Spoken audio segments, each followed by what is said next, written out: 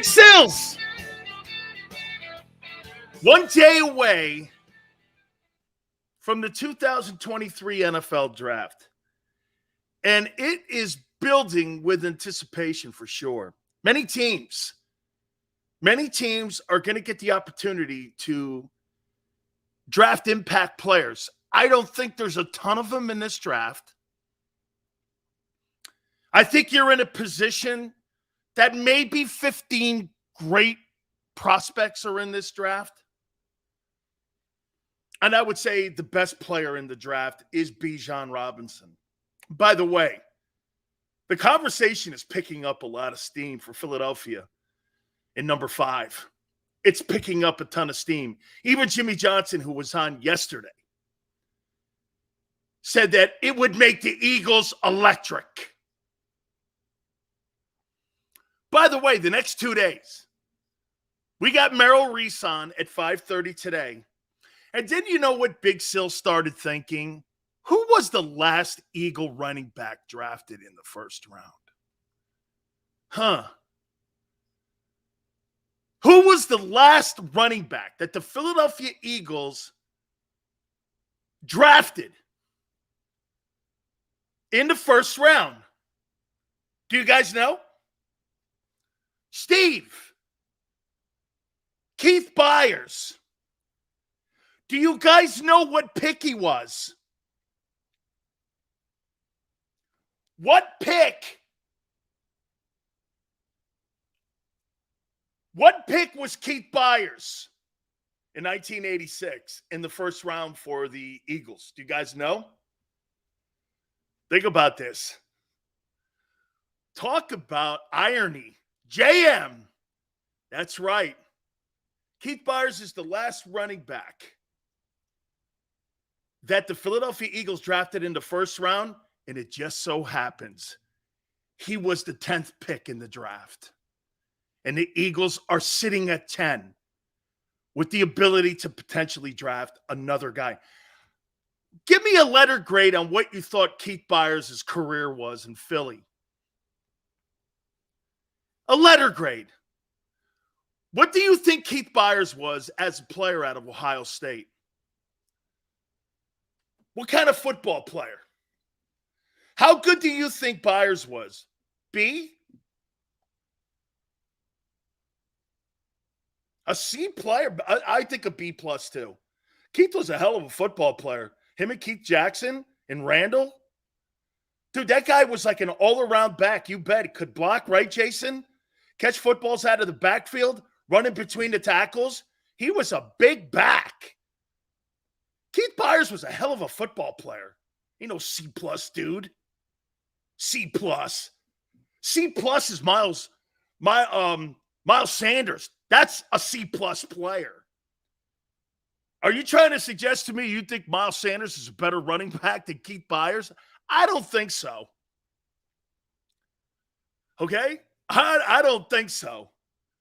So I would say this to you. We're going to get him on tomorrow at 4:30. So the next 2 days, today, Merrill Reese, 5:30. And then tomorrow, the player who was the last player taken in the first round by the Philadelphia Eagles, and it just so happens to be the 10th pick. Like Tone said, almost 40 years ago, you guys did this. Do you do it again Thursday night? Talk about irony.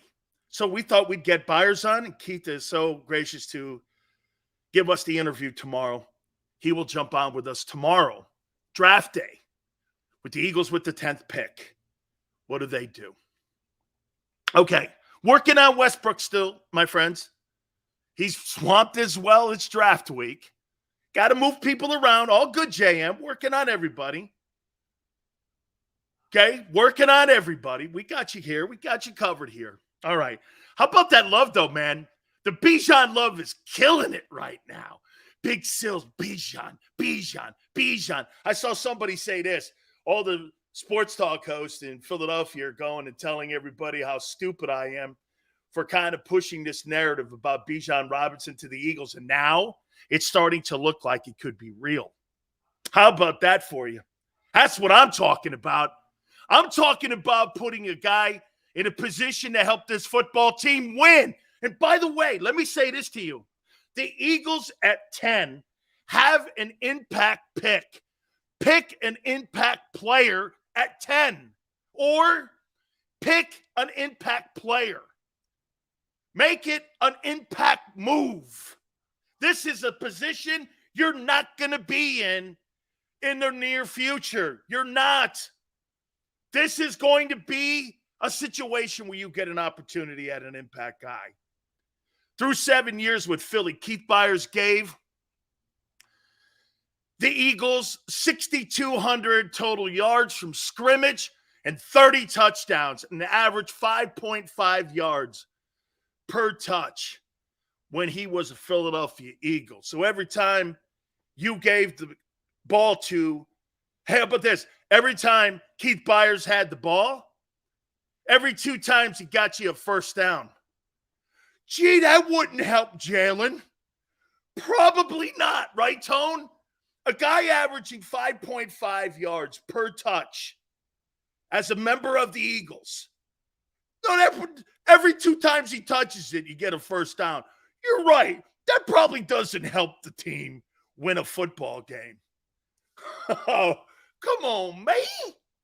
But I want to draft Myles Murphy or Nolan Smith at 10. Come on, guys. You want to take the 4th or 5th best edge rusher versus the best player in the draft. God. That philosophy makes no sense. I'll take the 5th best dude. The value of Nolan Smith's not number 10. He's more like 27. That's overdrafting like you did last year with Jordan Davis. Give me a break, man.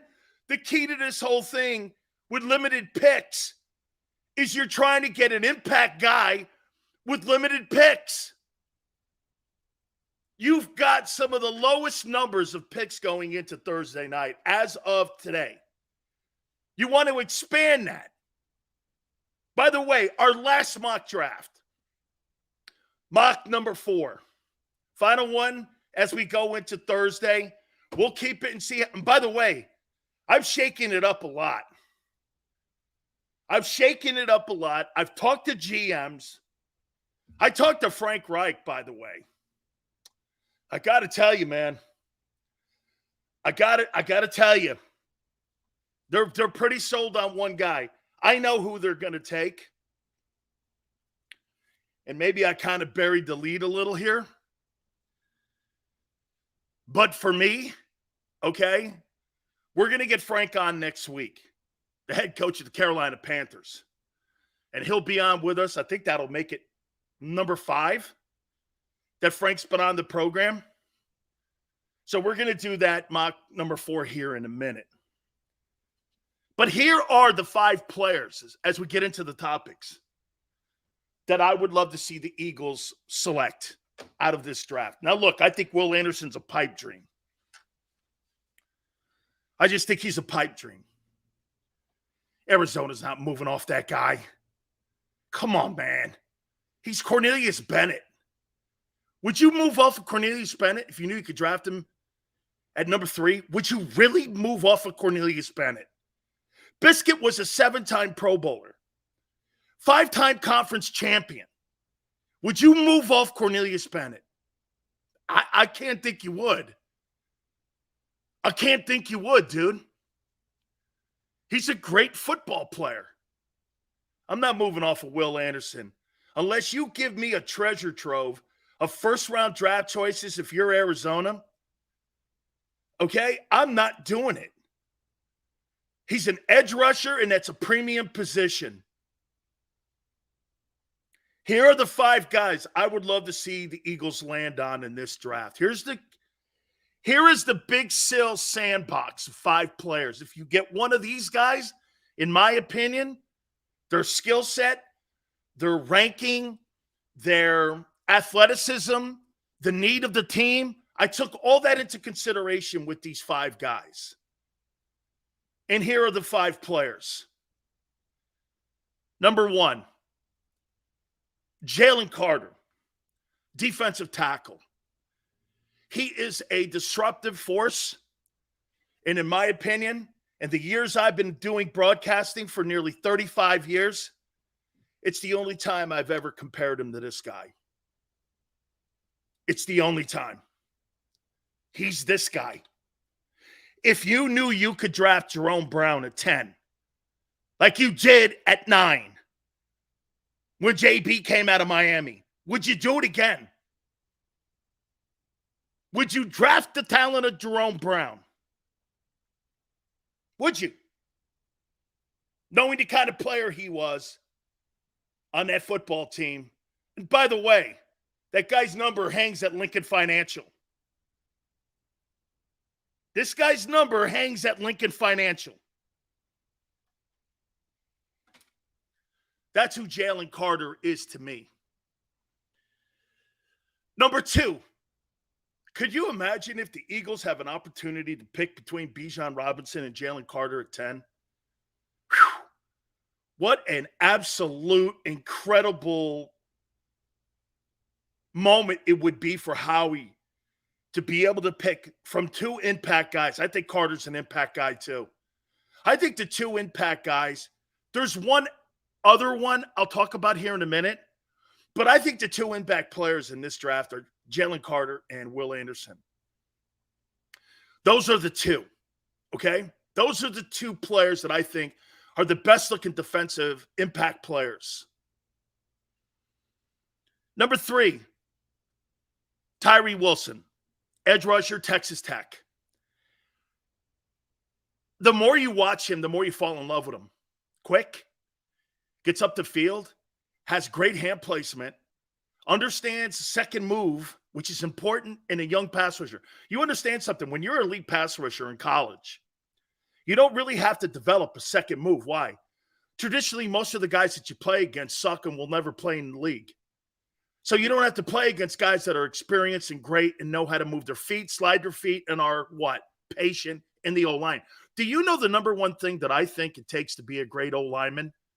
Besides the God's gift that he gives you to play the position, do you know what I think the more you become patient and the patience factor that you have, I think goes a long way in developing, because when you initially come into the league, you're a lunger, you're aggressive, you jump out at players, you punch.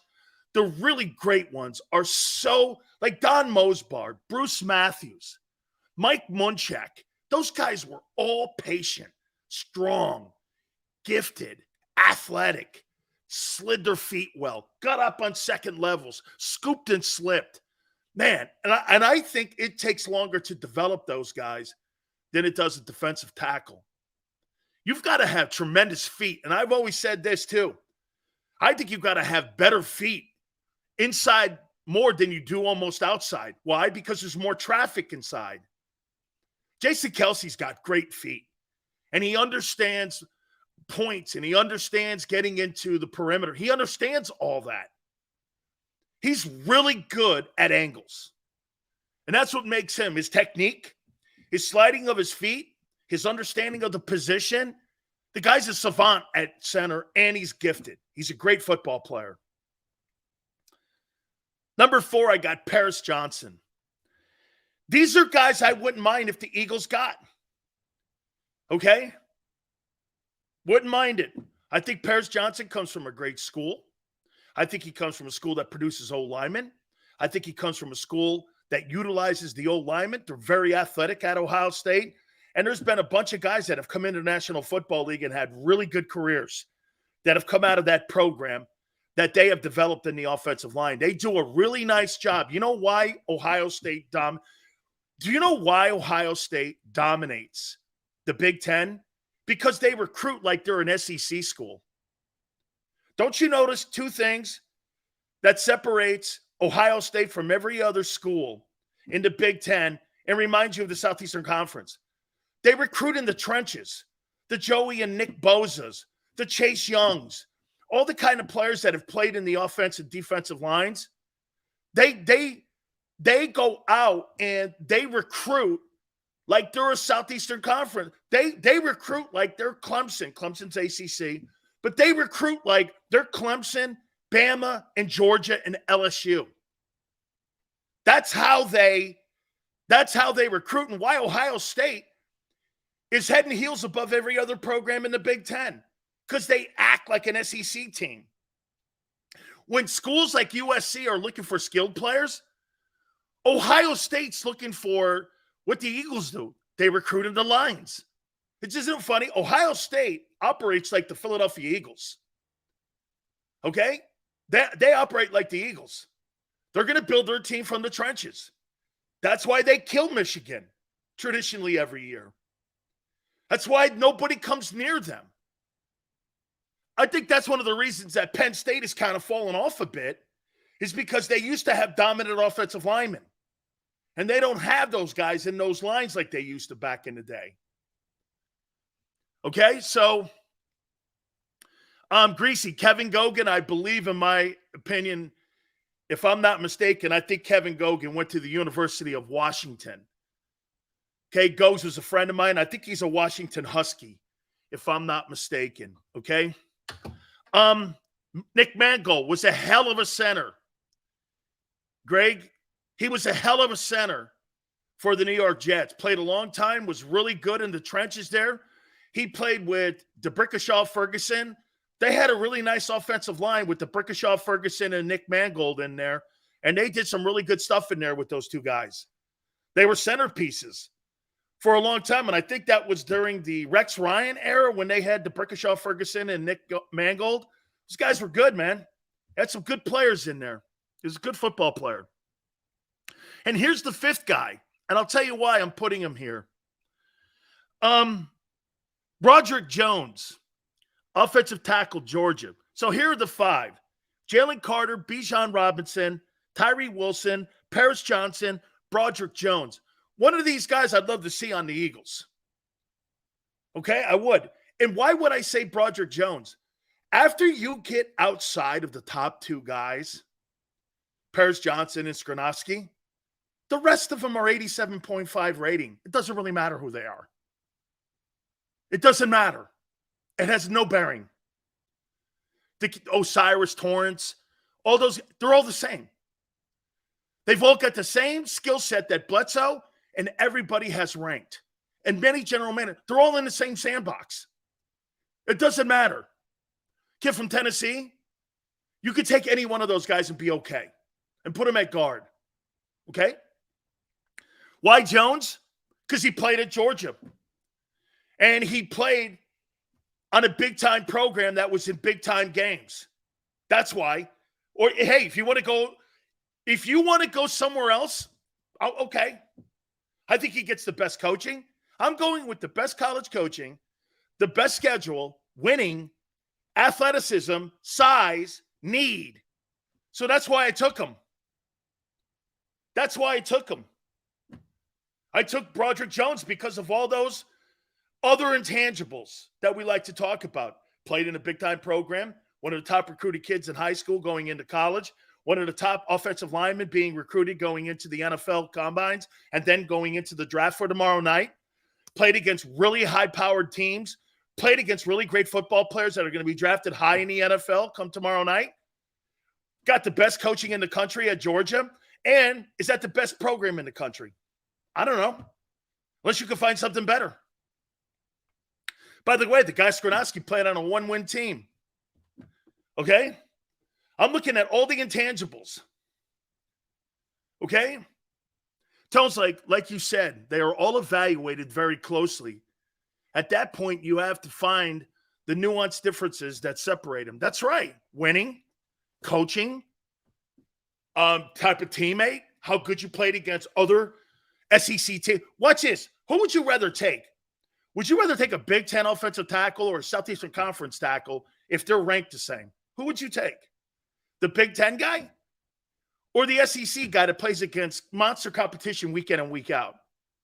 It's a no-brainer. At least I know this. He's playing against the best. And guys that are going to be drafted in Kansas City, guys that are going to be drafted in Tennessee. Shit, do you notice one thing about this draft? There's no North Dakota States in it anymore. There's no Alcorn States anymore. You don't see any of that shit. You're looking at programs now that are the Power 5 programs. Why is that? Because kids can transfer now. Like the kid Gonzalez went from Colorado to Oregon. Why? He wanted better coaching. Colorado won one game last year. You're not getting good coaching there. Now you are with Dion. Okay, now you are. You're gonna get better coaching. Dennis Thurman's now up there. Dennis Thurman's going to be coaching defensive backs, a former All-Pro defensive back. That's a freaking great hire. Always stick with players that play against great teams. That's why, dude, like I said, here's something moving forward. Don't ever draft a player out of North Dakota State. And I know Green Bay's got a wideout up there. Good luck to you, man. I hope he pans out. But that guy's overdrafted because he never playing against anybody, and he's killing a bunch of nobody guys. Makes no sense. Why would I draft a guy who is superior? Why did he go to LSU? My question would be, you draft a kid from North Dakota State, the wide receiver. My question is, why didn't you go to LSU? Why didn't you go to LSU? Why didn't you go to Ohio State or Bama? Why'd you have to go to North Dakota State? What, you didn't want to challenge yourself, son? Now, some players get better like Josh Allen. And they had no scholarship offers. Remember that. Josh Allen didn't pick Wyoming. It was his only choice. It wasn't like he had 18 schools like Arch Manning. He had one Division I scholarship offer. So he was forced to take that. Or he wouldn't have went anywhere. Okay? So I'm going to get to the pick here in a second. I think Will Anderson's a pipe dream. To move up, you'd have to give 10 and 30. To get the 3 to get him, it's an impact move. I mean, I wouldn't shit on it because he's also a spectacular player. But that's a lot to get. He's really, I think he's Cornelius Bennett. Okay, I do. I think he's Cornelius Bennett. Seals, who would you pick in prime, Sue or Javon Hargrave? Ndamukong Suh, hands down. Hargrave has never touched the Hall of Fame. Ndamukong Suh's on the cusp of being a Hall of Fame defensive tackle. Dude, Ndamukong Suh had a phenomenal career, as I do say that Fletcher had. Javon Hargrave in his prime, Fletcher Cox in his prime, come on, really? Is that a debate? That's not a debate, right? I don't think it is. I don't think it's close. I don't think that conversation's close. So again, Jalen Carter, Bijan Robinson, Tyree Wilson, Paris Johnson, and Broderick Jones. That's my board. And I'm waiting to see what happens in front of me. If I'm Howie, those are my 5 guys. Every one of those guys. Look, Broderick Jones and Paris Johnson help the need. The vacant offensive guard position and future for Lane. Once Lane steps away from the game, you're developing. Plus, you've got Stoutland. Tyree Wilson, edge rusher. He's taller than the other side. Here's why I like Tyree Wilson over Nolan Smith. You know why? This guy's 6'6". He automatically makes your front bigger. He's 6'4", 6'5 and a half, I think it is. You put him on the other side. I don't want 2 6'2" dudes on my outside perimeter, and those guys got to line up against Trey Williams. I'm not interested in that, especially if you're going to a 34. Paris Johnson, the need, Broderick Jones, Bijan, and Carter. You're not going to go wrong with any of those 5 guys. You start talking about corners and wideouts and whomever. Okay? You got the 10th pick, make it an impact move. Whatever it is, okay? So let's get to the draft. I do 4 of them a year. And they change. They change because evaluations change. Because why? You understand something. The pro guys, the only time, and Barrett Brooks could probably help you out with this as well. Like my only contact with NFL guys prior to me going into the draft. By the way, I was the 56th player taken as a junior. I had another year of eligibility. Well, that was a debate. And the NCAA, if I played today, I would have been playing my senior year anyway. I had another year of eligibility. So I left as a junior 56. The only contact that I had with the NFL guys was my sophomore year, and then going into my junior spring ball, I ran 40s and I did a pro day. And I think I benched 225 46 times, and I think I ran a 4.8. And the next year, I did 50 times 225 at my pro day, and I ran a 4.81, but I was heavier. I was 288. Jerome and I ran together. Jerome ran a 4.88. I ran a 4.81. Jerome was 315. See, you got to remember something, too. You got to remember this. Years ago, this is a tone. This is like 36 years ago. Colleges didn't have two guys 300 pounds playing defensive tackle running 4.8s. That wasn't happening. Guys weren't that fast. But if you didn't run under a 5 at Miami, Jimmy wouldn't put you over there. We didn't recruit. See, we didn't recruit players to your position that you would leave school with. Do you know what we did? You know why we never won recruiting wars? Because Jimmy would recruit me as a linebacker, beef me up, put me down in a 3-point stance. Jerome Brown was a tight end. Sapp was a tight end, moved him to defensive tackle. They moved us all around until they found a position for us that best suited our skill set. That's called coaching. Alonzo Highsmith was a defensive end. He played with Derek Thomas at Columbus High School in South Florida. Alonzo never wanted to ever be a running back. But you know what happened?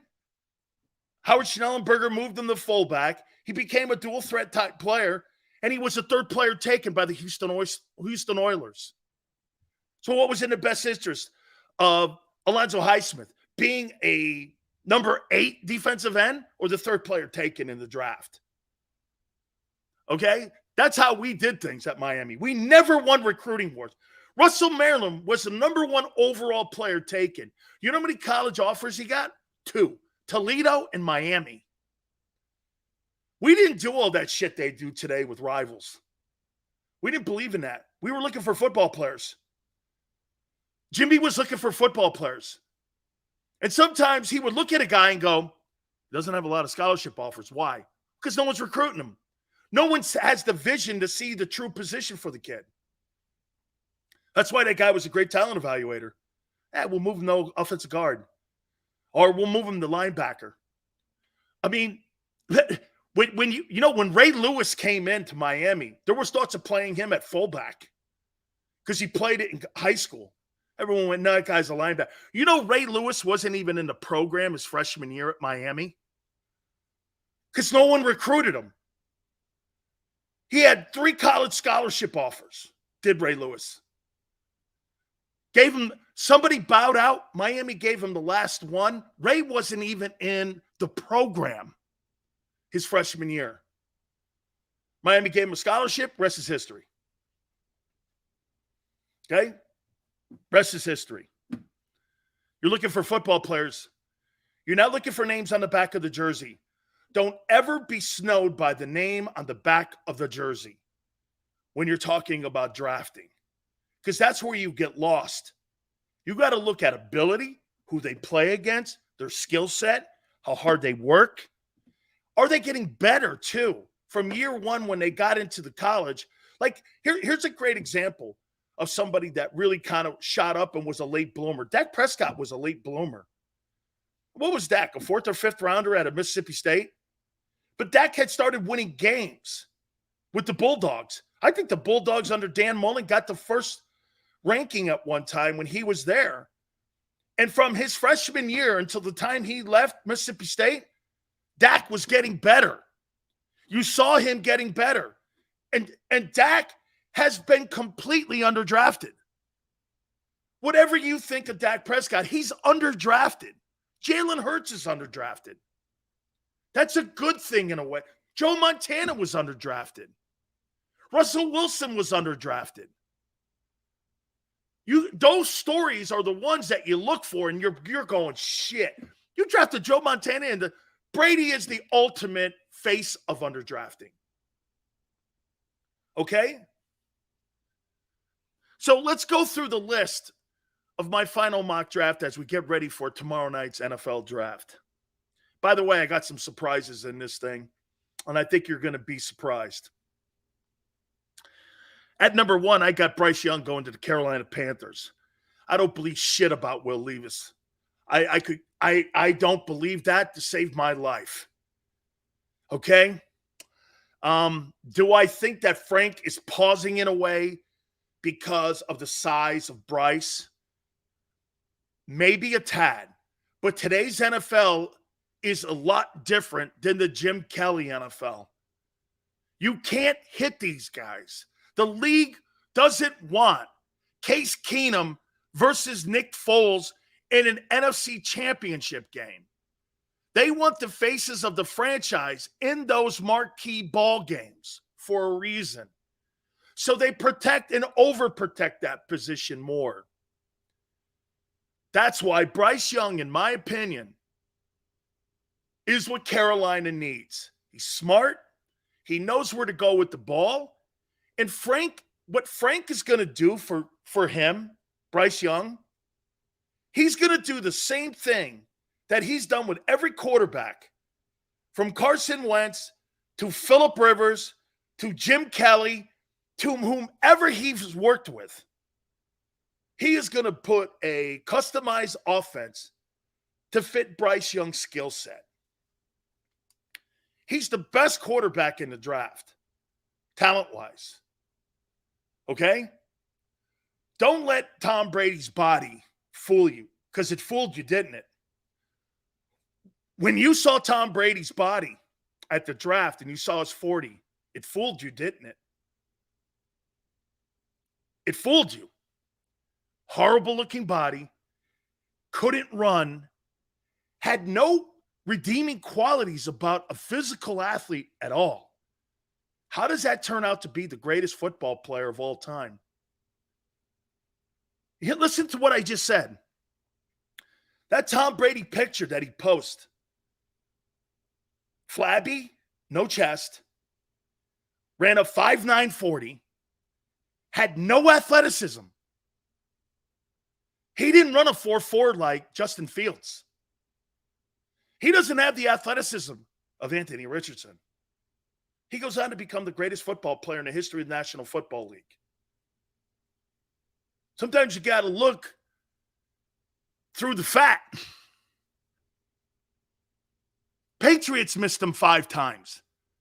You know, everyone always goes, well, the Patriots, the Patriots missed them too, dude. Don't get it twisted here.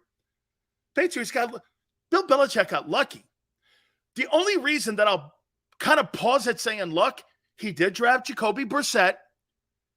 He did draft Matt Castle. He did draft Jimmy Garoppolo. He did draft Mac Jones. He did draft Bailey Zappi. What do these guys all have in common? They all started in the NFL. They were all at one time starters. So, I mean, he has to have some type of eye for the quarterback position. Okay? I think this is an important draft for Howie, because you know what it's got to do? I think it's got to accentuate last year's draft that had no impact on the football team. Last year's draft had 0 impact. Well, they need those players to play, because right now you don't have a linebacker. Right now you've got a questionable defensive tackle.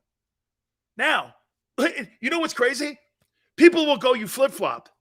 Today, Jordan Davis is a question mark. Nakobe Dean is a question mark. I don't care what you say. Now, if they go out and ball and their production lifts it, good for them. That means they got better. Congratulations. You're in the NFL. You were drafted high. What do you want me to do? Thank you for not robbing a bank? People want to thank people for just the common. Bro, you were drafted 13th. Step up. Nakobe, you're a third rounder. Let's see it. I haven't yet. And the conversation that you hear in Philly about those two guys is asinine.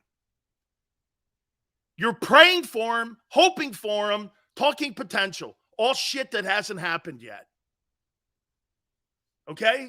Those guys have to show up. And by the way, as Eagle fans, you should freaking demand it.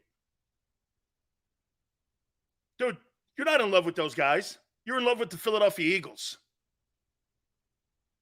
Okay? You're in love with the Eagles, not those players. Always remember that. The Eagles is what you love. The Eagles is what you root for. Okay. Sean goes, they played behind elite talent. Really?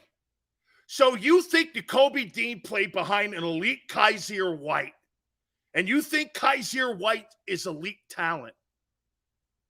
Really? Huh.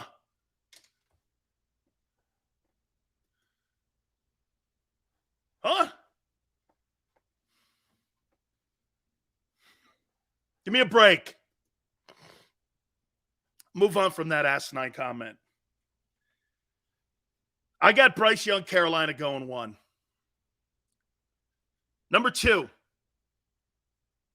I got Will Levis going to Houston at number 2. The Kentucky quarterback. I am not sold on C.J. Stroud. I am not. I'm not a C.J. Stroud fan. I'll never be. You'll have to show me one day when an Ohio State quarterback actually pans out. They don't recruit to position. The conference doesn't produce quarterbacks. I mean, like I said, what superstar quarterback came from the Big Ten that's in the NFL right now? And if you want to give Russell Wilson the 1 year with Wisconsin instead of the 4 with NC State, okay, sure. Kirk Cousins, Russell Wilson. Russell Wilson's he's a wolf pack.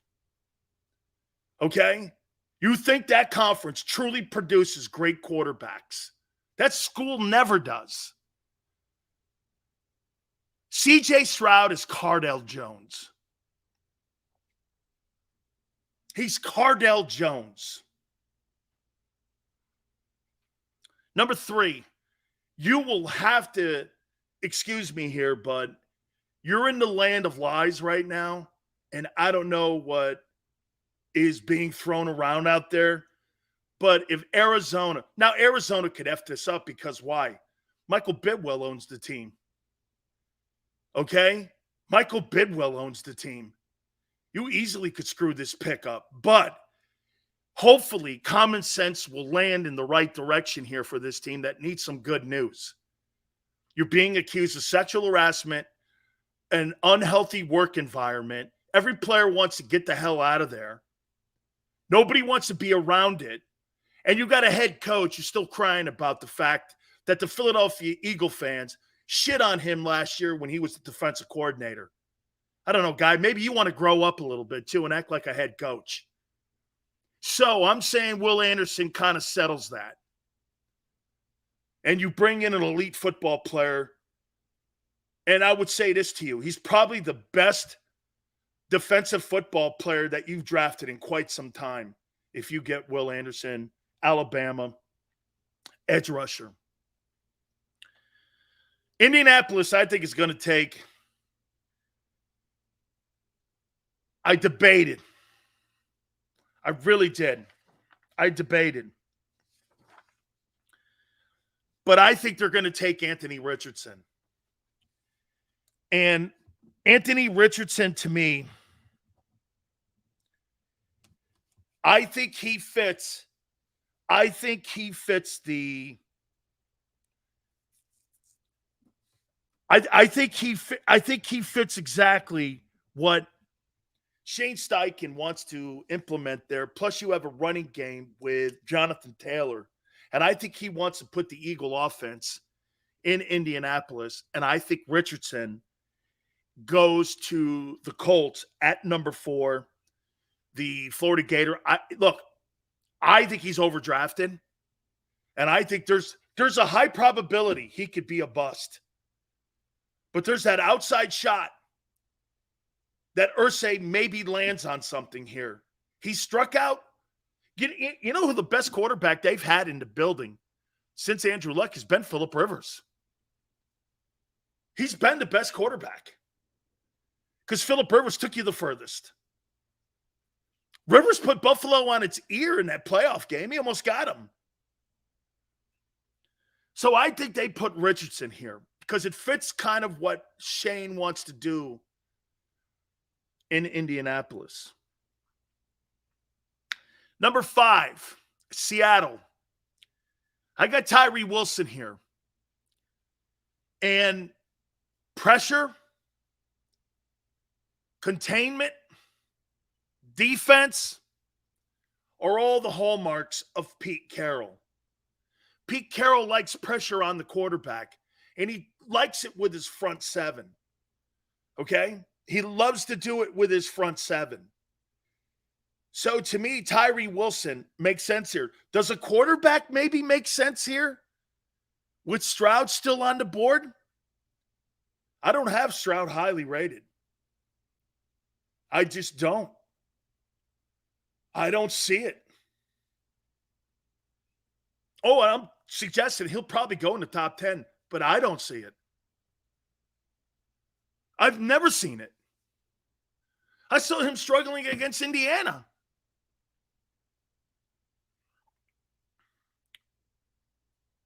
Number 6, Detroit. They got their slot safety. They got their defensive edge rusher last year. Now they're going to get a cornerback. I think they take Christian Gonzalez here. It's a big need at corner, and they want to play man and press. And you add, get this, to that defense, Christian Gonzalez, who's the best corner in the draft. It's him and then everyone else. You put Gonzalez and C.J. Gardner-Johnson back there. Your edge rushers, Aiden Hutchinson. Still got some moves to do in the draft yet. To me, you're talking about a defense, and I'll say this to you. That offense would start looking a little bit, and that team would start to look a little bit like when Pete Carroll built that 2-time Super Bowl participant Seattle team.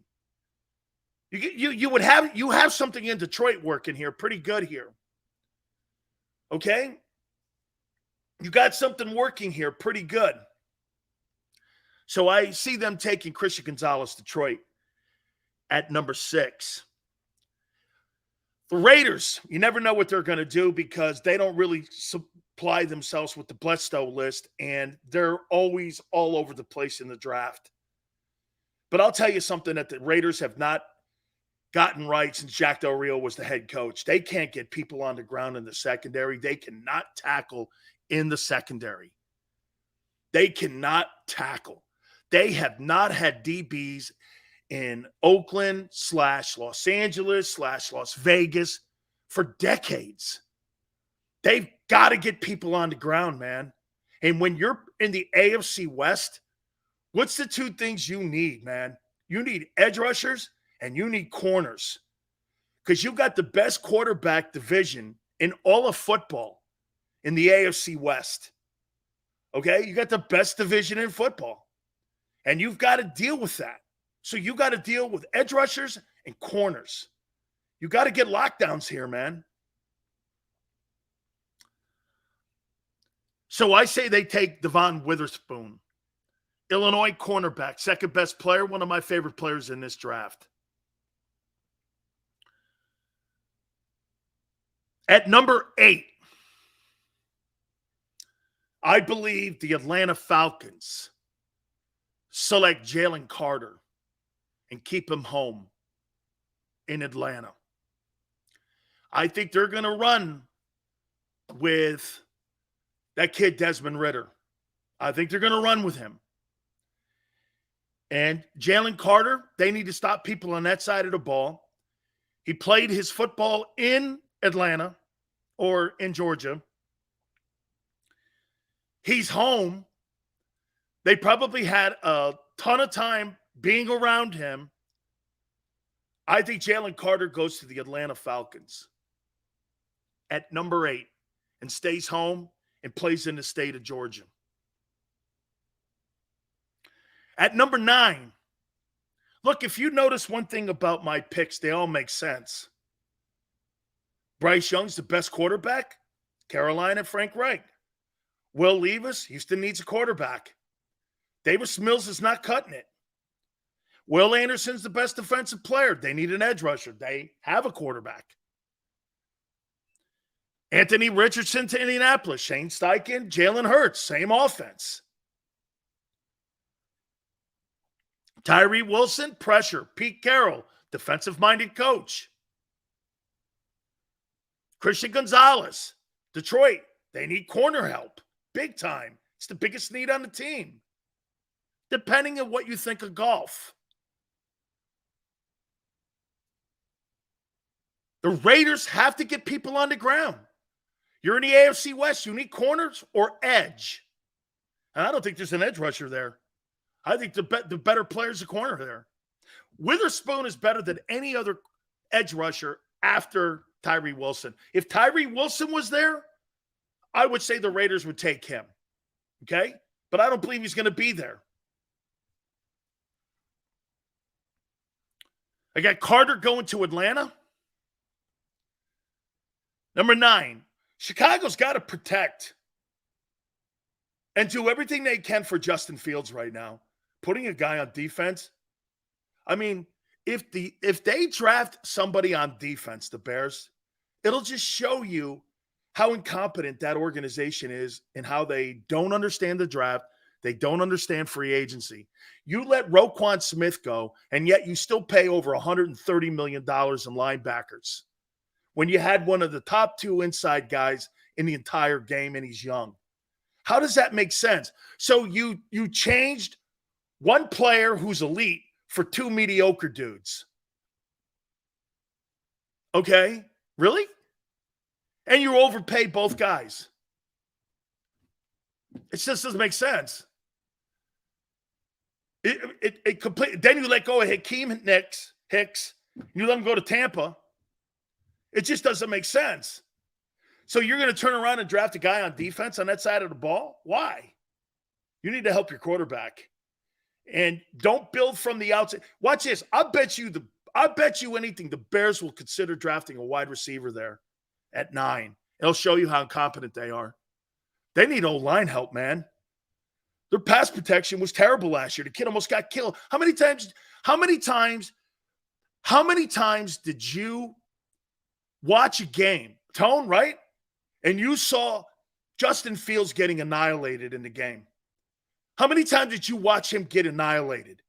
And more so than anything, not in the perimeter, but in the pocket. I saw a preseason game. They depleted him. I mean, he got annihilated. Well, you need to improve that. Okay? Dude, I mean, and you know what's crazy? I don't like the kid as a ball player. He did get better. He did improve. He did make it formidable. So that made me go, okay, well, let's put some better players around him. Let's see what he can do with better players. Because you know what? Make me like you. And he did. He did. He made me like him more. I'm like, you know, there's something, it's getting there. I don't know. I just think he struggles. How can you be accurate when you're running for your life, though? You know? How can you be accurate when you're running for your life? You can't be. So I think he's getting better. Peter Skornowski's the pick. They probably had a ton of times to go over to Northwestern and watch him play and send talent scouts over there. And I'm sure because he's a local guy, too, it makes a lot of sense. Plays in the Chicago area there. Northwestern, smart kid, all the intangibles. You know, I mean, again, he's one of your higher-rated guys, so he's going to go off the board first. Okay, not a problem. Here's where I am kind of with everybody. I think the Eagles trade this pick to New England, who wants Paris Johnson. The Eagles want the Eagles, in my opinion, and they're going to get multiple picks. Plus, they're going to get the 14th pick with New England. So you're going to get multiple picks, okay? And you'll have to follow me here. Here are the pitfalls, and I do think they moved down to 14 for Robinson. And I'll get down there. Broderick Jones, Tennessee. You've got Derrick Henry in the building. According to Rand Carthon, they have no intention of trading him. Okay, so that's not a Bijan Robinson landing point. Now, if you're Philly, are you concerned about number 12? Robinson to the Texans. Local kid, quarterback, Levis and Robinson. Kind of makes sense. Why get a wideout when I could maybe sign DeAndre Hopkins and bring him back, or draft a guy later? The Texans pick kind of nerves me because they could take him there. Remember, they've watched him play. They know, everybody in this draft knows who he is. I say Jackson Smith Najaba. I think they get a wide receiver for their new quarterback. However, that would nerve me, especially if I'm trying to get Robinson. The Cowboys are somebody to keep an eye on here because they could leapfrog ahead of them. The Cowboys don't have a lot of equity here. And I'm going to line it up with something here in a second and show you the probabilities of this. And let's do it. We should do that now.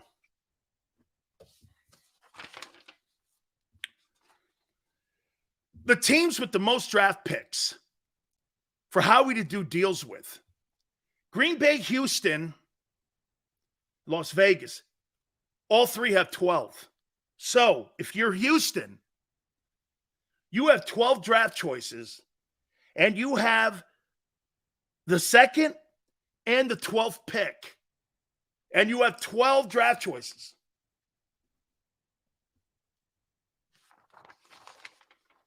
They're going to be exceptionally active in this draft, I think, Houston, with Nick Caserio.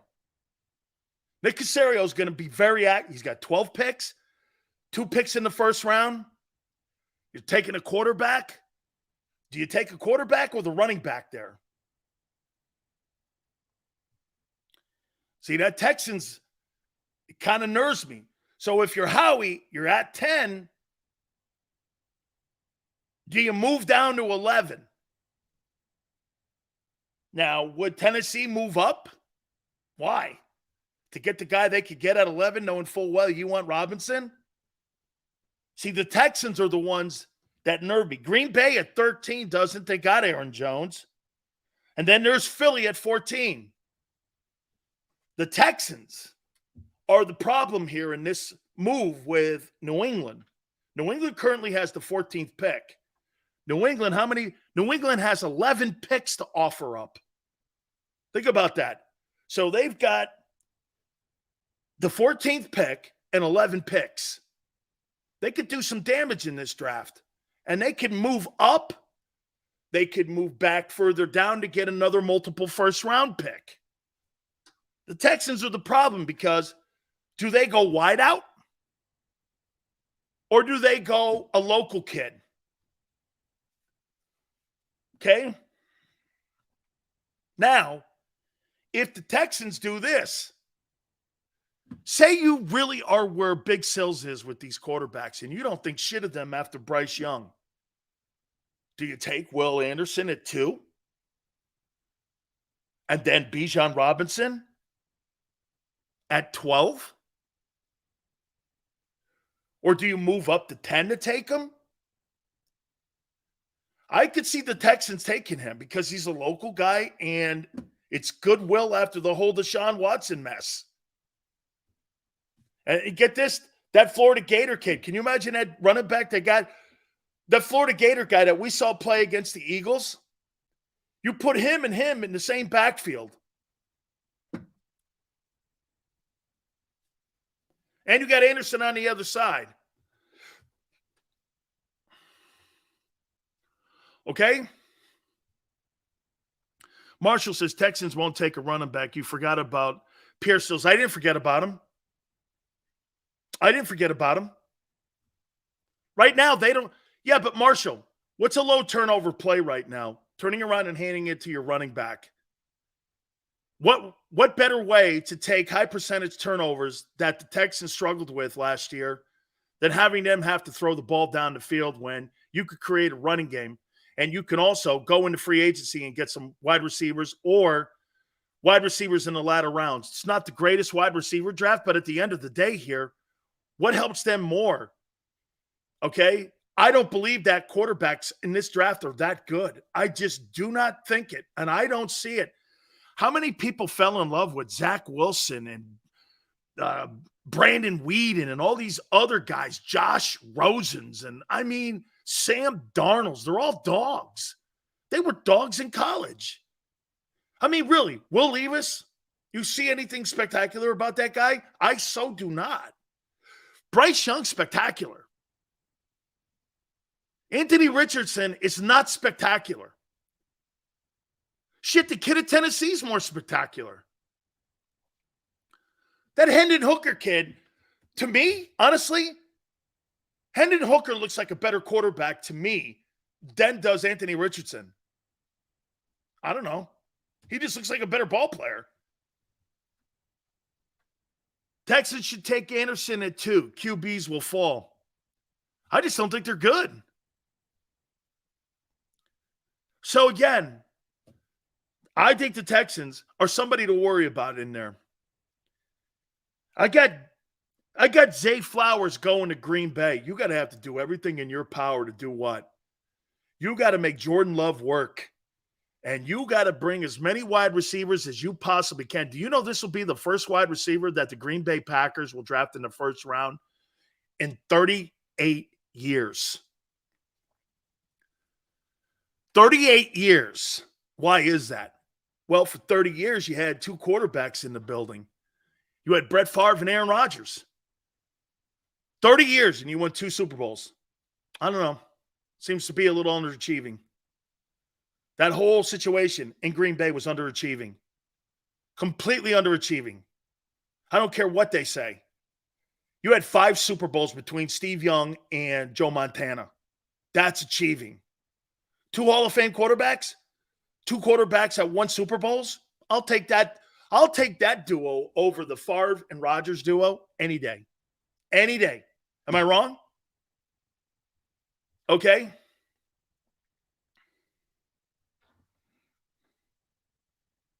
I got Robinson at 14.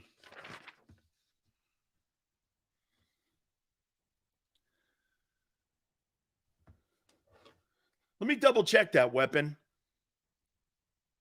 Because I had heard he had decided 2 days ago not to.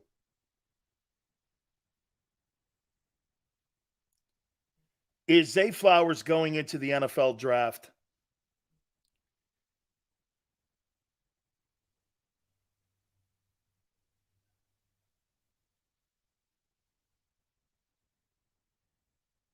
I'm asking a guy a question here.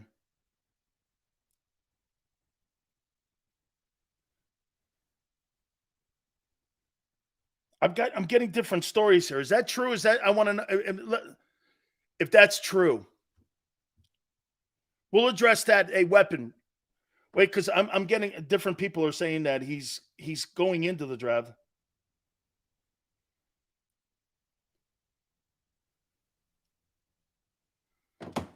I'll work on that. Okay. Okay. Let me continue here. So at 15 now, I know you guys love this guy, but I'm going to keep him locally and they need an edge rusher. Okay. I got Green Bay taking Lucas Van Ness. And that, I believe, is the Jets pick. So Green Bay gets the kid from Iowa, edge rusher. They need pass rushing, and you could situationally pass rush him. At 16, Washington. This is where I think C.J. Stroud goes. I think they take another gamble on an Ohio State quarterback, and they draft C.J. Stroud here. Ohio State at 16. That's where I would take him. The guy's not a top 10 player. Again, no, I don't think Anthony Richardson is, but he kind of fits what Steichen wants to do. I don't think Will Levis is the top 10 player. But the Texans want a quarterback. Okay? All right? That's right. The Jets have the 15th pick. So the Jets, because of the yesterday, that's right. The Jets take Lucas Van Ness at 15 with the Green Bay pick. That was their pick. It's now the Jets pick because the head coach believes in pressure. He sees this kid a little bit like Nick Bosa. And to me, I think you end up seeing him go to the Packers. That was the Jets pick, my friend. So he goes to Green Bay. Number 17. Deontay Banks, Pittsburgh. Cornerback. Maryland. They need corner help. They want to upgrade. Brian Breezy, Detroit. Look what Detroit does now. Watch me, guys. Watch what I'm saying here at Detroit here. So Detroit gets Gonzalez at corner. Last year you got Aiden Hutchinson. Now you're adding Brian Breezy and you're adding Christian Gonzalez to your football team and your defense. The Detroit Lions are going to be a formidable team this coming season. They're going to be a formidable team. Okay? So you put Breezy in there next to Hutchinson. You got Gonzalez at the cornerback position. You went in free agency and got CJ. That's a pretty good-looking football team you're putting together there. I do. I agree with you, Steven. Steven, I agree with you. And what Yale's pointing out, Jamison Williams comes back after 6 games. That's going to be like another first-rounder being added to your offense. So Jamison Williams is going to be out there at wideout. You're going to have the second-best offensive line in the NFL. You're going to have a revamped defense. You're going to have a heck of a running game and a quarterback who's pulling it out of the abyss. Detroit's going to win the NFC North. I believe Detroit's going to win the NFC North. They're good look. They're moving.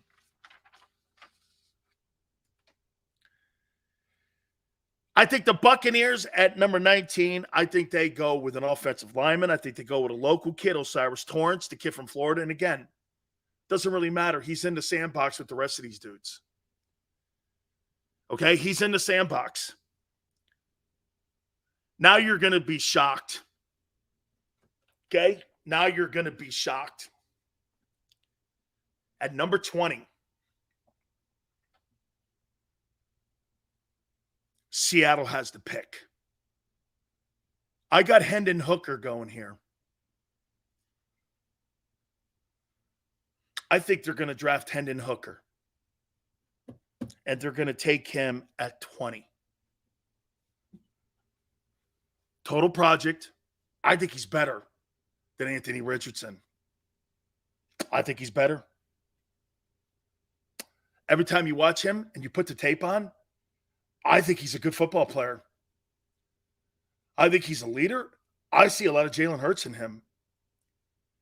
I mean, you have a guy who sits behind Geno, learns how to play the position. You're around really great coaching. I don't know, man. There's something about this Hendon Hooker kid that I think has started to really open people's eyes. I mean, when you put Anthony Richardson next to him, Anthony Richardson's not a better ball player. He's just not a better ball player. And so, I don't know. I'm taking a gamble here. And I say Seattle takes him at 20. Okay? He's just raw talent. I agree. James, he's raw talent. When you watched him against Alabama, man, were you not impressed with all those first rounders that Bama has on their team? I mean, Will Anderson, He was running circles around those guys. There's something about him, man. Okay? I think he's I would take a shot at him. Now look, boy, you watch this. Watch Hendon Hooker turn out to be a better ball player than Anthony Richardson. I think he's a better ball player. Okay? I watch, get this. For me to put him down there at 20, because Pete is a defensive guy, I'm sitting there going, yeah, I think he goes with another edge guy or maybe corner here. And then I started watching Hendon Hooker tape. And I'm watching Inside 22 on him. And I'm talking to Baldy. And I go, Baldy, this guy is a good ball player. He goes, you're not nervous saying that? I go, no, man. At 20? Today you can move off these moves quick. You don't have to be super tied to these guys. I'm going to put him at 20, man. Baldy was like, wow, that's great. I think he's a great player too, man. I go, and Seattle could get a deal here. So how about if you get your franchise quarterback at 20? Isn't that worth the gamble? If you think the guy's good enough and if we're talking about dual threat guys taking over, isn't he the kind of guy you want to take a shot at? Why would I want to take a shot at Anthony Richardson at 4 when I got to pay the guy a ton? When I could get a guy like that at 20 who I think is a better ball player. Weapon goes, Anthony Richardson's Tim Tebow. Yeah, and plus, Mr. Credit, didn't he get the 5th-year option on Hooker too? I'm going with him, man. Hey, chances of them doing it are slim, but that were me, I would do that. If I was John Schneider, I would definitely take a look at this. Okay? Maybe, yeah, overreach, maybe. But it's quarterback position. And you got Geno in the building.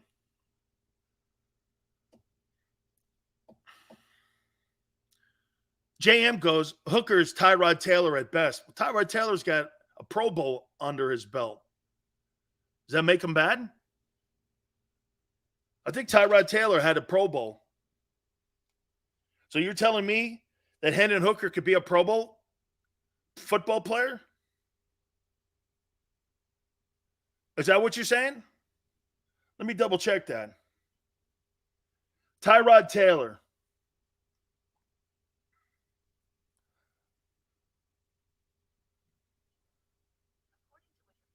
Want to double check that. Yeah, Pro Bowl 2015. ACC Player of the Year, ACC Offensive Player of the Year. 60 to 26 interceptions, 62 completion percentage, 20 rushing touchdowns. He's not bad. At 20, though, I think he's better than him. I think he's better. At number 21, Chargers. Jalen Hyatt, Tennessee. Little run on Tennessee guys here. Wide receiver. I think you're going to lose either Mike Williams or you're going to lose Keenan Allen because you got to pay Justin Herbert. So you're going to lose one of those two dudes. So you, in my opinion, you got to draft a wideout. Plus, you want to make Justin Herbert happy, right? If you're going to give a guy $55 million, you got to continue. You got to continue to go out there and you got to continue to put players around him. Number 23, Minnesota Vikings. Brian Flores is the defensive coordinator there now. I say Nolan Smith, Georgia, is number 23 to Minnesota for Brian Flores. Brian Flores likes pressure. He likes to play press coverage. I'm not sure they have the corners to do that, but it will not be the same defense that you saw last year with that umbrella bullshit with Brian Flores. Brian Flores, look what he did with the Dolphins. Look at that roster right now. You know, I never would have thought that they would have really ever upgraded But they went out and they started doing a lot more free agent moves, and they started doing a lot more. Really, the quarterback in Miami is the only question mark now. Okay? Nolan Smith, Minnesota. I don't personally think there's another corner that's better than him, or I probably would have went corner. Now, if one of the corners dropped there, maybe. But there's not a better corner there than Nolan Smith. Number 24, Darnell Wright, Jags, Tennessee Volunteers, offensive tackle. Remember, Trevor Lawrence, continuing to build around Trevor Lawrence, protecting him. They went out, and what did they do? They went out and got a wide receiver for him. They got the kid from Atlanta for him. You got NTN in the backfield. You did a lot of addressing in the draft last year on what? The defense. Now, you've got to protect your quarterback. Continue to get better. Build in the trenches. Where did Doug learn that? Philly. He learned that in Philly. Okay? Chris Greer is doing a great job in Miami. The question mark is the quarterback. And you see, the problem in Miami, here, we'll just say it. Remember what they did. They chose Tagovailoa over Herbert, which is a tragic mistake. And they've got to make that pick right. They drafted Tua Tagovailoa over Justin Herbert. Colossal failure there. And on top of that, what's the other failure? Your owner is doing side deals with not only trying to undermine the head coach, but he's doing side deals with Tom Brady. So you had a whole colossal off the field, organizationally disgusting mishaps in Miami. And guess what? Your problem is not Chris Greer. The problem is the owner. The owner is all over the place. Okay? Personally, I think Brady going to Miami, I would not rule that out. I would not rule that out. You lost the first round pick because of your bullshit. You undermined and you polluted Brian Flores' stay in Miami. So much so everyone chastised you to a point where you lost your number one pick because of the Brady fiasco. You get accused of fixing football games. NFL wanted none of that. Tanking is fixing. Howie Roseman fixed the game at the end of the year. Doug's final game was a fixed job. I don't care. You want to call it tanking? Go ahead.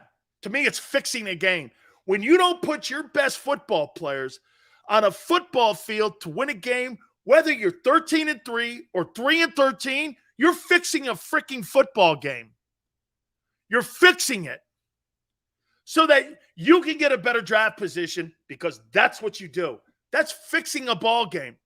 Tanking in the... Don't you like what some of these leagues and some of these owners do? They have these covert words now. Tanking is fixing.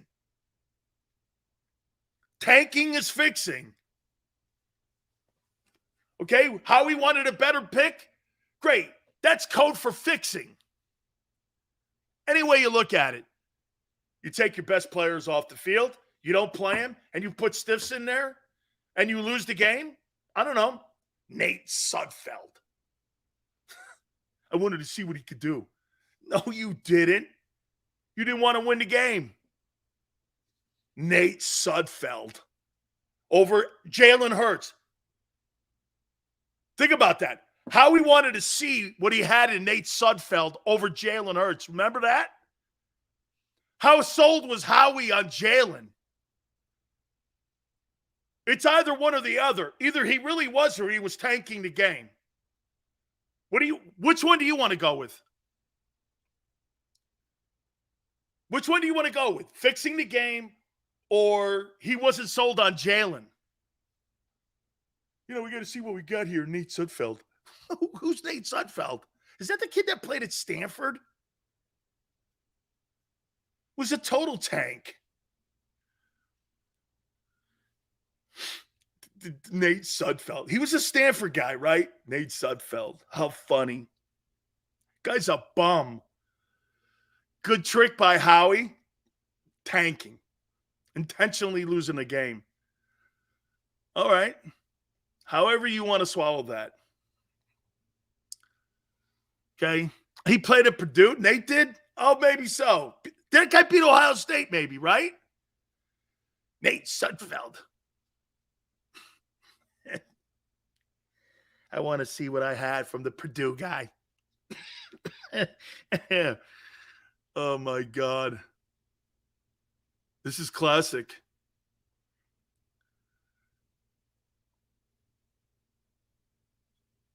Number 24, Darnell Wright. I said that. Tennessee offensive tackle. I got Jordan Addison being added to the greatness of Danny Dimes. Southern Cal wide receiver. Michael Mayer, Cowboys, tight end. There for Dak. I got Jack Campbell, best linebacker in the draft, only linebacker in the draft, going to the Bills, Iowa, 27. I got Joey Porter at 28, going to the Bengals, DB, Penn State. Miles Murphy, 29, New Orleans, Clemson, edge. Number 30, not trading out. I'm just going to put a player here. Anton Harmon, Oklahoma offensive tackle, Philly. And I got Kalijah Cansey going to Kansas City, Pittsburgh defensive tackle with the 31st pick. So I got the Oklahoma offensive tackle. You guys have been pretty good with Oklahoma tackles, don't you think? And I got him at 30. So I got Bijan and a tackle. 2 needs on the team. Okay? 2 needs on the team. Porter at 30, you don't need him. I'm going to draft next year to get him. Holy cow. Tony, have I gone past the post here a bit? All right. We have Merrill Reese with us at 5:30. I want to take a look at the teams, okay, that have the most draft equity and makes most sense for Howie to trade with on draft day. So we'll do that. We'll do that next. Okay, so we did the mock draft there a little bit. Now we're going to take a look at the teams that have the most assets that Howie could trade with. And there's quite a few. And by the way, the Eagles have the least amount of picks in the NFC East. So we'll do all that next. Hit the like button. Keep it here on the National Football Show. Go to get your game on. Go for the beers. Go for the cheers. Go for the hit and the hits. Go for the stakes and the stakes. Go to get your parlay on. Go to get your party on. Go for the scene. Go for the screens. Go for the gallery. Go for the win. Go to Ocean. Visit theoceanac.com to plan your visit. When it comes to the fight against insurance companies, large corporations, and the healthcare industry, injured victims are always the underdog. But that doesn't worry us.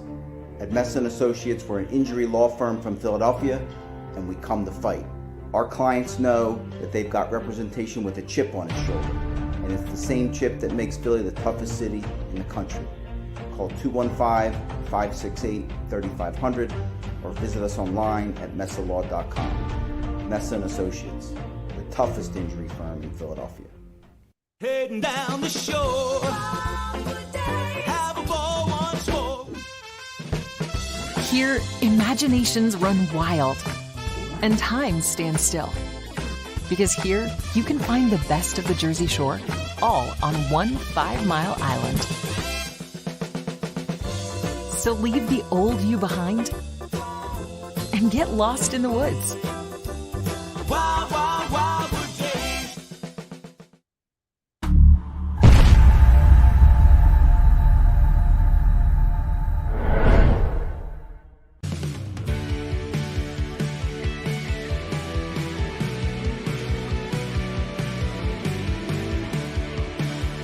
My name is Fran Salerno. I'm a managing director here at Del Valle Insurance Group. Been in the business for over 36 years, saving people money on their insurance needs. Give us a call. Let us help you custom design an insurance plan that meets both your needs and budget. They're carving them up and good play calling along the way. First and goal at the 6.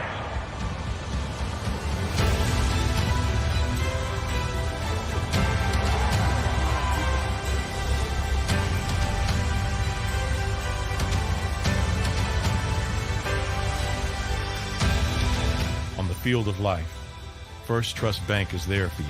Champions on 3. 1, 2, 3. Because Philadelphia dreams deserve a Philadelphia bank.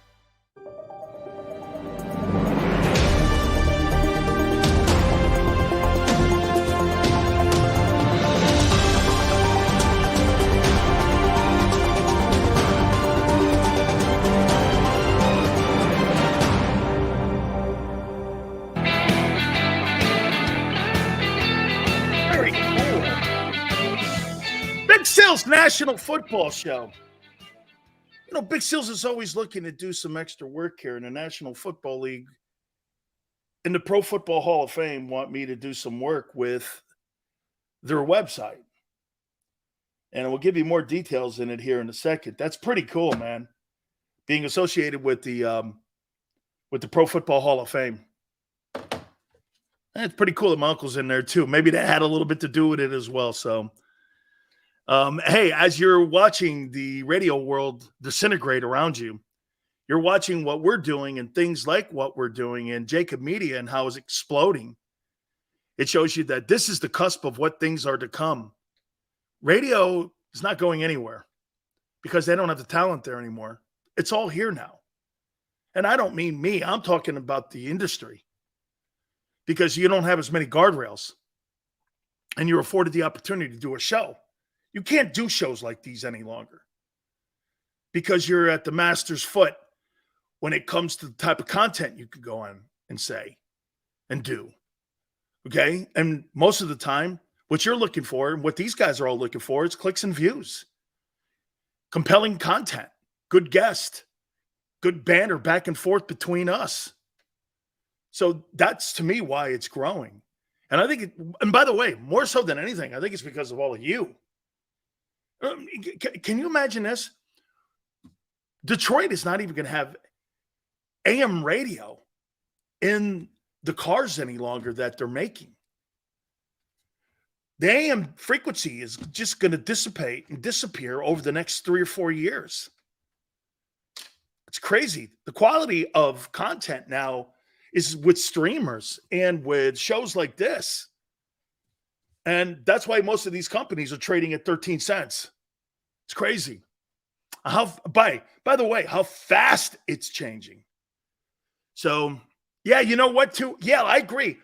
It'd be really cool, though, if we could, like, somehow get the technology where we could just go back and forth like the radio, because I'd like to hear all your voices. I would.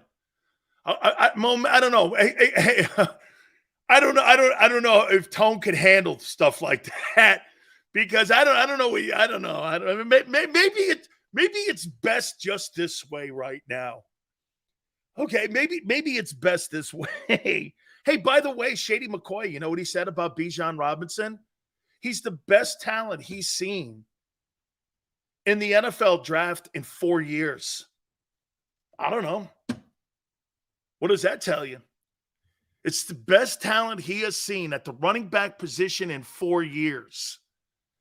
There's been some Najee Harris was a guy that was taken by the Steelers a couple of years ago in the first round. He's better than Najee. That's pretty good. Najee's pretty good back in Pittsburgh. I like Najee Harris. And I think everyone learned their lesson by not taking, because, you know, remember that Clinton Richardson guy that came out of Alabama and he was a colossal failure? And they looked at that, and to me, that's why Derrick Henry went in the second round. But once Derrick Henry, my wife was always saying the whole time when we were watching the draft that night, she goes, Derrick Henry went in the second round. Boy, will teams kick themselves for that. Shit, if you had to redraft that guy all over again, would you not take him at 10? No. So Derrick Henry went in the second round. Trent Richardson. Thank you, Steve. Thank you, Steve, for correcting me. So wait a minute now. If you could take Derrick Henry at 10, would you? Okay. If you could take Derrick Henry at 10. No, Najee Harris went in the last 4 years to Pittsburgh, dog. Would you take, would you top 3? Oh, okay.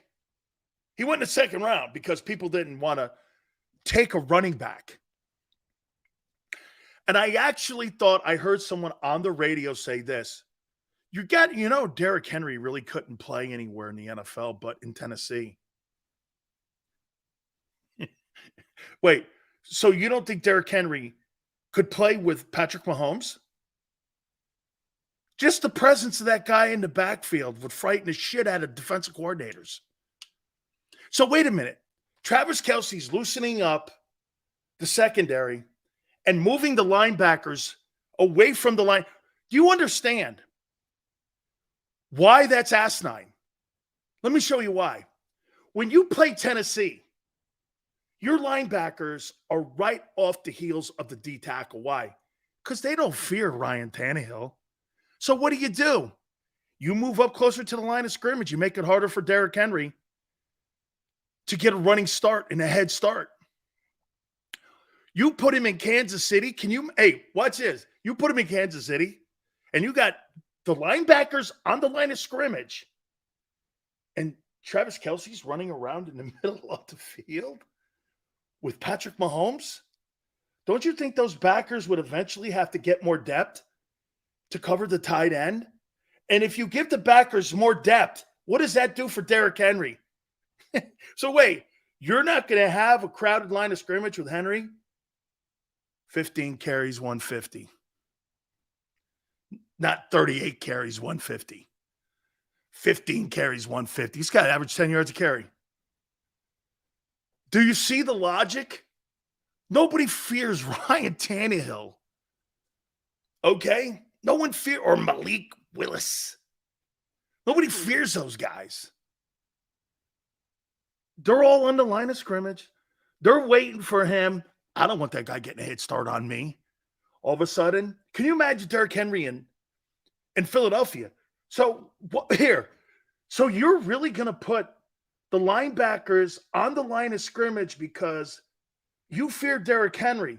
Well, what's Dallas Goedert and AJ and Devontae going to do to you? What's Jalen going to do to you?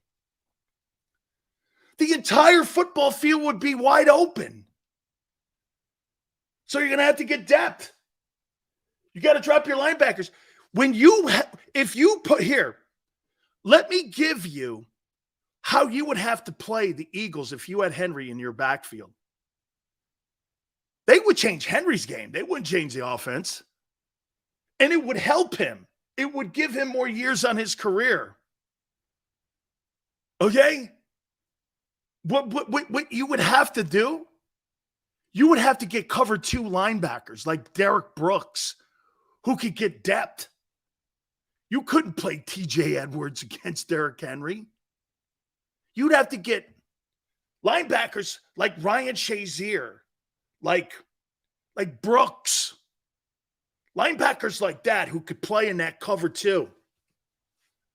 You'd have to have like Tampa 2 cover 2 linebackers to get it done. Shit, Jacoby could probably play in that. That's what you'd have to get to cover Derrick Henry. Okay? Eagles stopped them last year. Why? Awful running, awful offensive line. Third worst O-line. Quarterback was injured. No wide receiver threat, period. And he still gained 1,500 yards at 5 yards a carry. Yeah, they stopped him. There's no threat in Tennessee. So with the third worst offensive line in pro football, he still had the second most rushing yards and still had 5.5 yards a clip.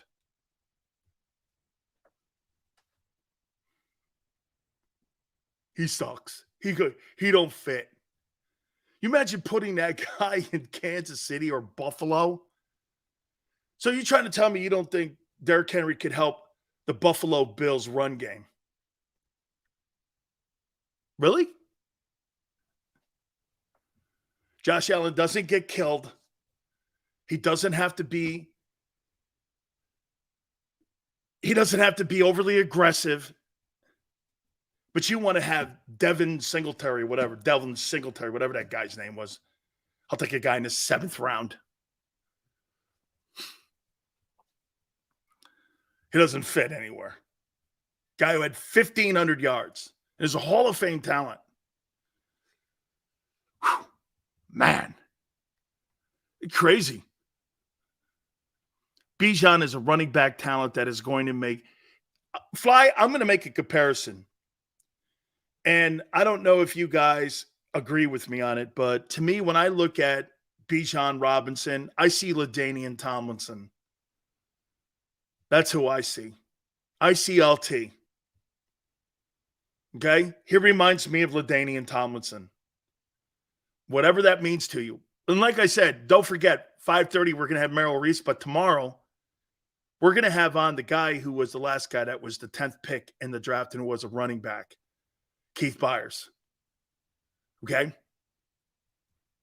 He's the last time you guys did it, and he's one of your legendary players, and he'll join us tomorrow at 4:30. Have people in chat call in $5 charge and put them on air and ask questions with a quick response that could bridge the gap. Hey, we may do that after the draft. We may put some guys on. Dude, I'm not charging people for that shit. Okay, what do you think this is here, man? What do you think this is? iHeartMedia? We don't cheeseball people out of stuff. We have fun here. We'll get there. You know what I'm saying? We'll get there, man. I'm not charging my customers like that and killing people like that. I don't believe in that. You guys are here for a reason because you want to be. I'm not taking advantage of that. Okay, that's not my nature. I don't take advantage of people. Other people take advantage of people. That's not me. If I'm going to take advantage of somebody, it's corporate. Hey, it ain't you guys.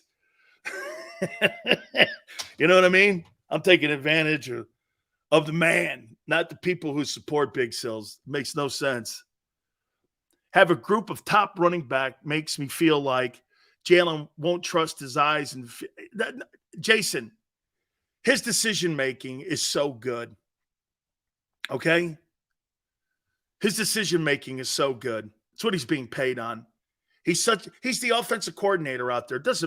Brian Johnson is just going to make sure that they're all on the same page and everyone is understanding what Jalen is seeing.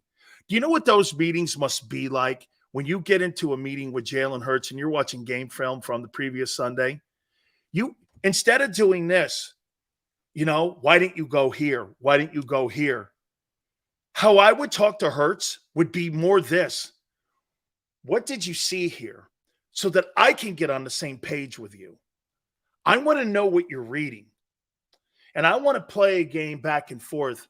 And I want to know, like, in our preparation for the upcoming opponent, I'll get to that in a minute. But as we review the tape from Sunday, I would want to know what you see so that I could sit there and understand what you're seeing. And it helps me in personnel. It helps me in situational play calling. It helps me where you are into plus 20, minus 20, plus 35, 3rd down and 2, 3rd down and 1. Are you on a brown set? Are you on a weak side set? Are you into the perimeter? Are you in the red zone? Are you with the goalpost to my back? I want to know everything that you're doing and what you're seeing. If I'm Brian Johnson, so I'm on the same page. And because of that relationship that they have, Brian already probably has a pretty good handle on that. He probably already knows what he is going to do on 1st and 10. Okay? He already knows because they probably scripted out a couple plays in what Jalen's going to see. And again, this is going to be like war games. One of the best things I ever saw in my life was, we had Jimmy Johnson on the other day. You know what Jimmy and Brady would do? Seriously, man, it was like sink my battleship kind of stuff. On a Wednesday, Bill Belichick would sit there and go like this to Brady. This is what the Jets like to do. They like to bring pressure plus 40. And what they like to do is they'll disguise it too. they'll run that safety back, and then they'll turn that safety right around at the snap of the count, and they'll try to give you false reads out there.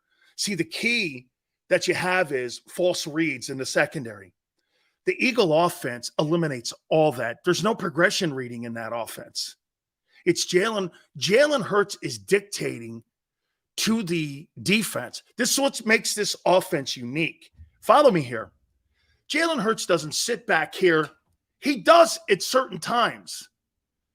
At situational play calling when it's called for, when Jalen will go to a traditional drop back. But how many times have you seen him do this?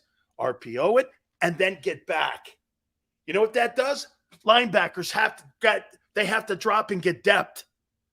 And that's why Goddard's wide open. Goddard's the key to this. That's why that offense tailed a little when Goddard went down. Not only because of his blocking, but, man, when you got a guy on the seam like that and you can't cover him, Dallas Goedert is the biggest weapon in the passing game compared to anybody you have. And you see it every single game that he's a healthy body. They can't cover him. He's got a nose for the end zone. And then when you add a back like the Daniel Tomlinson, you put it back like a Daniel Tomlinson, who, by the way, would be your fourth best pass catcher. Do you understand? You wouldn't have to go to different personnel. Those four guys would be on the field. Look at what your skilled guys would be. A.J. Brown, Devontae Smith, Dallas Goedert, and Bijan Robinson. Not a way to cover it. Unless Jalen shits the bed or gets hurt or something, there's injuries in the O-line, there's not a chance you stop that. You'll win the Super Bowl. You'll win the Super Bowl. Putting some stiff – let me back up because I don't want to disrespect Gainwell and Boston. Those guys aren't helping you. They're enabling you to have a really good offense. Bijan makes you special. Why wouldn't you want to be special? Okay? You got an opportunity to make your offense special, and you don't want to because what's the common theme in Philly? Because that's not what they do. That's stupid, and it sucks in theory. And it sucks as a mentality that you don't want to go for it. Go for it, dude. You went for it with Jalen's contract. Go for it with this dude. Go for it. The NFC's there for the taking. You want to take some stiff in the 5th round as a running back. It's asinine sense. Or you want to take some dumbass edge rusher you're going to overdraft like you did a year ago. Bro, don't overdraft. Bijan Robinson's the best football player in this draft. Don't overthink the goddamn thing. You know, there's a special way to make Italian sauce. You know, there's a special way to do it. You know, the old Italians know how to do it. Don't add anything else to it, man. Okay, or I'll throw the meatballs at you. Don't do anything stupid. Don't overthink it. Miles Murphy. How dumb can you be? Okay? How dumb can you be? There's not a general manager in the NFL that's going to be talking about the draft that doesn't think that kid Robinson isn't the first or second best player in the draft. But you want to take the 5th best edge rusher or the 4th best corner or the 3rd best offensive lineman instead of being special like Jimmy said yesterday.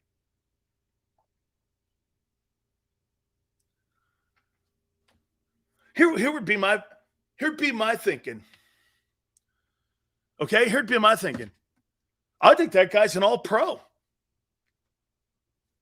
With that old line, you don't have elite. I can't wait to talk to Keith Byers tomorrow. I can't wait to talk to Keith Byers. Somebody who played the position and was an elite back. I cannot wait. You got a chance to get a guy back there like LaDainian Tomlinson to help your football team completely just be special. And you're talking about drafting some of these other stiffs. Now, look, moving down, Tennessee, like I said, or Houston bugs me. Houston bugs me because they could take him. Played in Austin, played at the University of Texas. He's a local kid. I think the Cowboys want him too.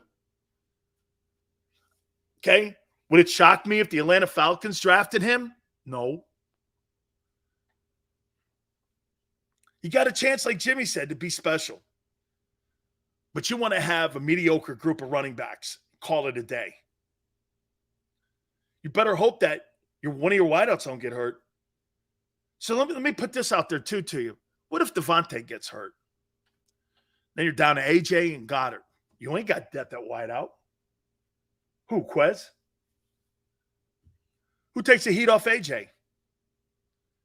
LaDainian Tomlinson / Bijan Robinson and Goddard could take the heat off it. Do you understand with that one move, you covered two deficiencies on your team, a better back and deeper pass catchers. It covers your third dude. It covers your third dude.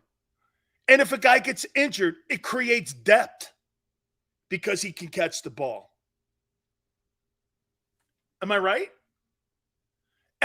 There's nothing that I'm saying here you can come back at.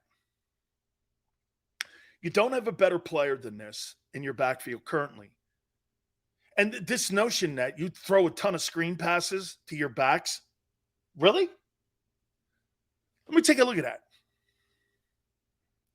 So you really think the Eagles do a good job throwing screen passes to their backs? Right? You think so?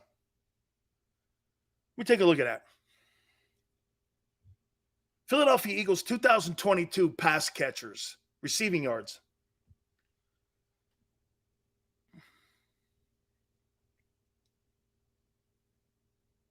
Receiving. Gainwell had 23 catches. Sanders had 20. And Scott had 5. You think that's a ton?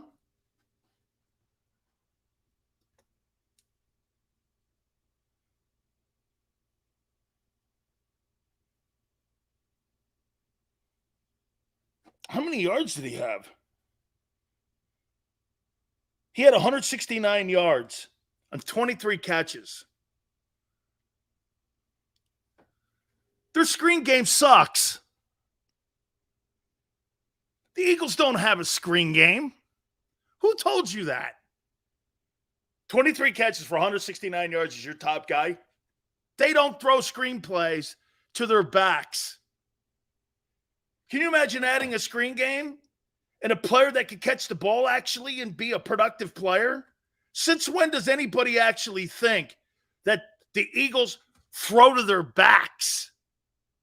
It's asinine again by the radio guys who bring that up. They don't have a screen game. That's made up shit. Gainwell produced 23 catches for 120 yards. It's a dude. He produced. That's not production, my friend. That's necessity yards. That's kind of just, how about adding somebody to the offense that could give you legitimate explosion? Those aren't explosion plays. Your explosion plays come from your wideouts, your tight end, and your quarterback, not from your screen. You have zero explosion plays from your screen game. Zero. You know why? Because you don't have an explosive or talented back. You do it by the committee of running backs. You've got a premium pick. You should make it a premium player. Okay? Eagles screen game. Next time you hear somebody say that, you should go, really? You might want to look at those numbers and how non-productive they were at that. It's not even part of the offense.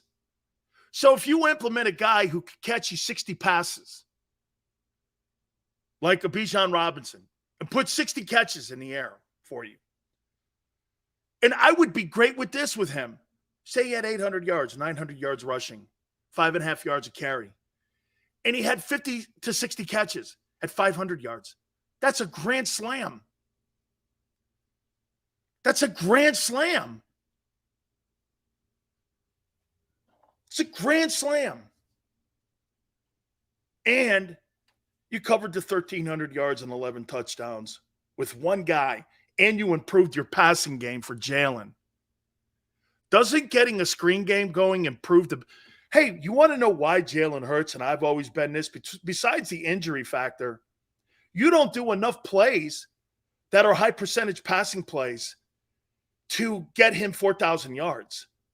How many times you see Brady throwing to Leonard Fournette or Sony Michel? How many times in his career do you think he's made a living at that? Did Tom Brady not make a living out of throwing to his backs? He made a living out of that. The slot position and throwing to his backs. He made a living doing it. Jalen has none of that in his arsenal right now. It's limited touches. He's doing everything with the wideouts and tight end. We've got to get the ball third receiver more. Jalen did get Sanders. Hey, Tone, can you put that super chat up again? I want to make sure I get it there. We've got to get the ball to third wide receiver more. Jalen did get Sanders killed on screens in the Super Bowl too, and Quez Watkins needs to return kickoffs. Okay, I'm good with that. Remember something though, yeah. One of the things that will always be remembered here. Thank you, I appreciate that, Tone. Randy Moss, as talented as he was, that was probably the greatest wide receiver that he's ever played with. I think Mike Evans is a pretty good player as well, but. You know, they won a lot of ball games in the regular season. They were undefeated. They got beat by the Giants in the Super Bowl. They won Super Bowls throwing to backs and the tight ends. Okay? That's how they won Super Bowls, backs and tight ends. They've played with people like Troy Brown, Deion Branch, Amendola, Edelman. Those were the guys. They were slot wideouts. They weren't big-time deep threats. Brady never played with one deep threat except for Randy. And I would say Mike Evans. I think Godwell too, for the Bucks when healthy, is more of a deep threat too. But Brady never played with deep threats. Ocho Cinco couldn't make the frickin' team. I mean, yeah, Edelman and Amendola. You know what they were? I think those guys were undrafted. Yeah, you know what? I mean, Edelman and Amendola. I think one of them was a quarterback in college. One of them was a quarterback. Nobody thought highly of those guys. Wes Welker too, man. Wes Welker was traded twice before he got to New England. He was a special teams guy in San Diego. He was a special teams guy in Miami. And when he got to New England, they put him in the slot. Wes Welker went into the slot. Brady made him there. Throw into the backside of the backfield, throw into the slot, go into the tight end. That was their offense. The Eagles throw nothing to their backs. It's not even a part of the game plan. I think it's probably harder to be involved in the passing play and the passing game when you run RPOs. Probably one of the reasons why it's not implemented more, because you have to be more of a straight seven-stepper to have a screen game. And I don't know how you run a screen game out of the RPO. You'd have to become a little bit more creative in that as well, in creating that kind of offense, because when you're running that RPO, is he going to be out in the perimeter on the RPO? And again, that means that Jalen will have to have another avenue to have to read. Okay, I'm watching the safety, I'm watching the linebacker, and he needs focus in front of him. Knowing that he's over there would probably be something that you could put in the back of your noggin there. But again, he's got a lot to read in split seconds. Boom. Watch this. You know what's even crazier about how Jalen plays? Brady's got this. 1, 2, 3. 1, 2, 3. I saw Bill Walsh do this. 1, 2, 3. Boom. 1, 2, 3. Bill, you had to be in rhythm. And he wanted Montana in rhythm. Boom. 1, 2. If you have to throw to a point, a spot, you have to get that ball out in 3 seconds. Jalen has to do this. 1, 2, 3. That's too late. You're hit. Jalen's got to make that decision here. Jalen doesn't have 3 seconds. He doesn't use that. Jalen's going down the line of scrimmage, half a second. Then he goes, dude, his thinking process is quicker than Montana's and Brady's because the play is quicker. RPO, man, that's a hard – you know why there hasn't been really great passers in the RPO? Because the play's too quick. When you're a drop back guy, 1, 2, 3, boom. When you're an RPO guy, you're down the line of scrimmage reading the safety or linebacker. You got to decide whether or not to give it to him or keep it or block and release to the tight end or drop back and then throw it to a point. Jalen takes all the progression. It's actually a great way for a young quarterback to learn progression reading in a slower pace because the plays that he runs, if you think about it, they're quicker decision making.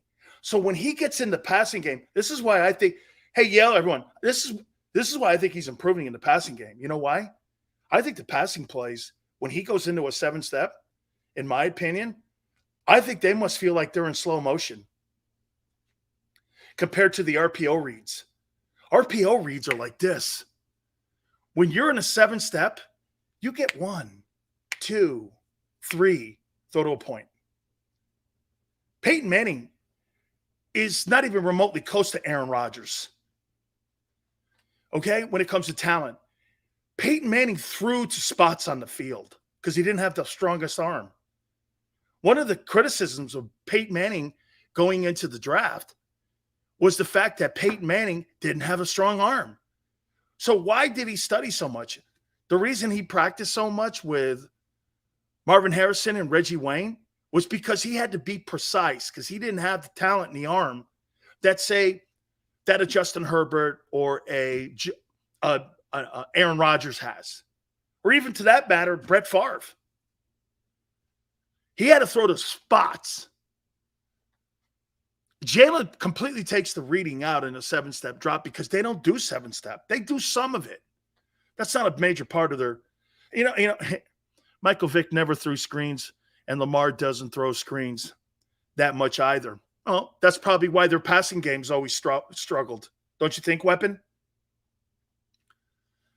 Well, maybe that's why their passing game struggled. Maybe that's why they struggled in the passing games. Okay? Right? They weren't, when you hear people say that the Eagles want to spread you out and be, and they want to beat you with the pass, I completely disagree with that. The Philadelphia Eagles are not built to beat you in the passing game. It's become a luxury to Hurts's progression and what he's done with his system. It's becoming a luxury, which is making it a difficult weapon to defend. That football team for the last 2 years has not been built on passing. It's been built on the dominance at the point of attack and running. RPO, run, pass option, not pass run option. Run, pass option. And in the process, Hurts's development, because they've taken the progression reading out of it, there's no progression reading in RPO. Jalen already knows where to go with the ball. If he sees the linebacker or strong or free safety and he's reading those guys, he knows AJ's one-on-one over there to the left now. Or he knows Goddard is wide open down the seam. Why not add a passing component in the screen game? If you made this thing even more difficult to defend, isn't that the key? And it's less hits on your quarterback, which means what? Hurts will never see the end of his contract he has now. You know why? Because within 3 years, they'd have ripped it up and put a new one on the table. That's why. if Hurts continues to do, and you keep putting great, and by the way, Bijan Robinson would cost you a fraction of what it would cost to get Henry. And I think he's got a bigger skill set. He can catch the ball and he can run with it. I think there's a bigger skill set there. Would love to see Henry in Buffalo. Whew, good night. That would be hard to defend. So you got a 6'6" Josh Allen who played every game last year, can run you over. Then you got the quarterback who can run you over. And you got Stephon Diggs. That could be scary. Buffalo would be scary. How about if they get D-Hop? You see what DeAndre Hopkins said? Hey, I'll tell you what, I'll restructure my contract. You want to give me more money up front? Let's restructure it. I'll take lower base. Hey, I'm saying this. I think DeAndre Hopkins is traded.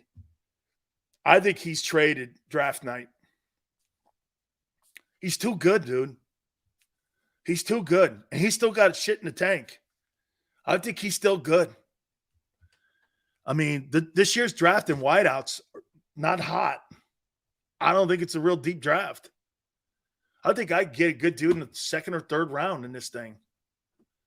And not overpay. What did I tell you? 65% of the all-pros and pro bowlers that have been drafted in the last 15 years have been second rounders. And not been in the first, or have not been first rounders. Why would I go against those numbers or go against those trends? You better chance, get this. You got a better chance today of drafting an impact player at wide receiver outside the first round than you do in the first round. So you're going to go against that, but draft a guy who you're not sure about. If I have any question marks about a wide receiver in this draft, I'll wait for the second and third. I have a better chance of landing on an impact guy and a guy who could be productive than I do with a flop in the first round. See, go by trends and how the draft, because it tells you what the college game is doing. This year, it's not deep. At what positions? Linebacker, there's not a really gigantic pool of DTs. Safety position sucks. Wide receiver pool is a bunch of really good players. There's no wild dude in it. There's not a wow guy in the draft. Look at all the premium wideouts that are in the NFL today. Almost 70% of those guys were second rounders. DK Metcalf, Deebo Samuel, A.J. Brown, Devontae Adams. None of those, Cooper Kupp, none of those guys were first rounders. And those are the elite guys in the game. But you think you're going to knock the cover off the roof of the draft by drafting a guy at 12 from Ohio State. Okay, may turn out to be Michael Thomas. He may be Michael Thomas. But do you think maybe you overdraft him too? There's a better chance of you overdrafting these wide receivers in this draft than any position in the draft. I think the wideouts will be overdrafted. I think they're decent. I think they're good. I think there's a bunch of really good football players out there right now. Dude, seriously, you really think these guys, like the guy Zay Flowers from Boston College, you think he's better than Adam Thielen? I don't know. Or you think he's just as good? I don't know. Adam Thielen's a pretty good ball player. I got to take a gamble that Zay's good and not Jalen Reagor. It's a crapshoot. These draft picks are all lottery picks. It's like filling out your lottery cards and playing Powerball. You have no idea. So that's why you're trying to eliminate failure. How do you do that? Stay in great conferences. Go to programs that produce strong positions. Like I told you about Ohio State. Okay? Good in the trenches, like the Eagles like. That's why Paris Johnson makes more. You know why Paris Johnson makes more sense than Skrzynovsky from Northwestern? Because Ohio State builds their program like the Eagles do in the trenches. Ohio State has had more success, O-line, D-line, than any other positions that they have drafted over the last 30 years. So they kind of have the philosophy of the Eagles. So when you have a good offensive tackle at Ohio State, the chances of him succeeding in the NFL are pretty high. Why? Good coaching. They believe in the O-line coach.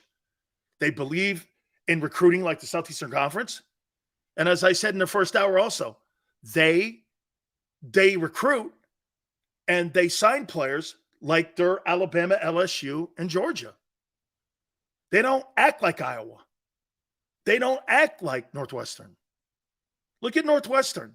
You're trying to tell me you think this guy Skrzynovsky is a really great football player and he's on a 1-11 team and he played with no good talent around him, and you're looking basically at him and you got to evaluate him like Joe Thomas, and you think he's a Joe Thomas player and you're going to take him at 9. He's a top 9 player.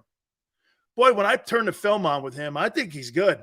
When I see that guy, I do not see Orlando Pace or the kid that's playing with the Chargers. I do not see that. I don't see Trey Thomas. I don't see Landon Dickerson when I put the game film on and watch him.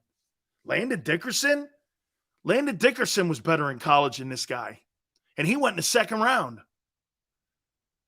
Okay? Hey, Landon Dickerson, you put his college game film on, and then you put Skrzynovsky's game film on, and you tell me who you think. I did that last night.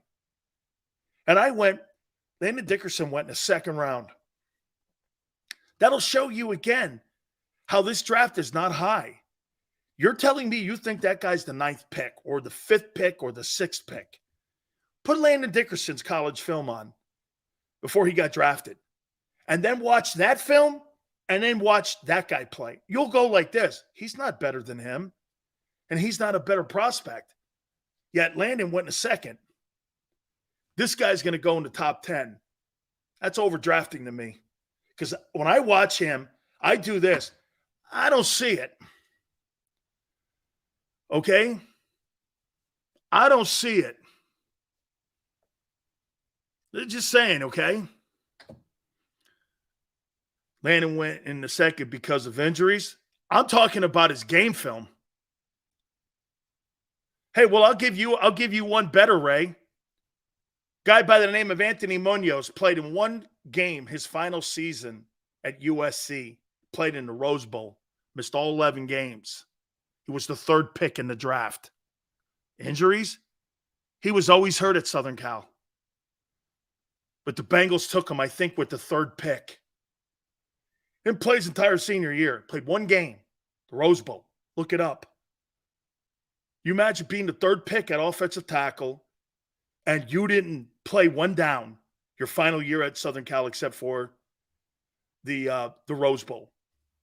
He gets in the Rose Bowl. He destroys the guy he's playing on. They took him 3rd. Talent's talent. Okay? Hour number 3. Don't forget, we're going to have Merrill Reese on with us too at 5:30. Keep it here on the National Football Show. Go to get your game on. Go for the beers. Go for the cheers. Go for the hit and the hits. Go for the steaks and the steaks. Go to get your parlay on. Go to get your party on. Go for the scene. Go for the screens. Go for the gallery. Go for the win. Go to Ocean. Visit theoceanac.com to plan your visit.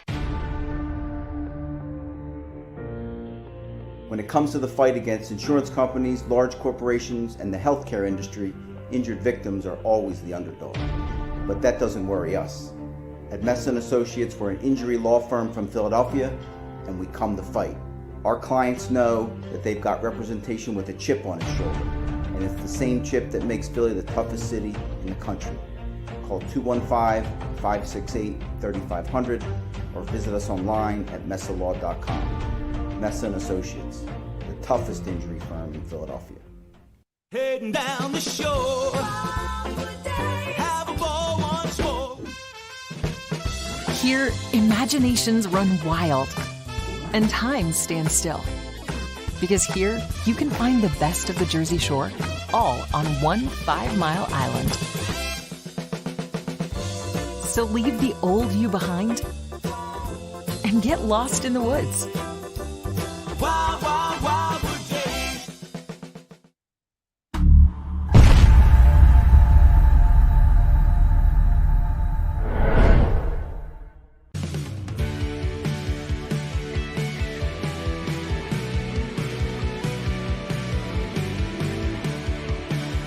My name is Fran Salerno, and I'm a managing director here at Del Valle Insurance Group. Been in the business for over 36 years, saving people money on their insurance needs. Give us a call. Let us help you custom design an insurance plan that meets both your needs and budget.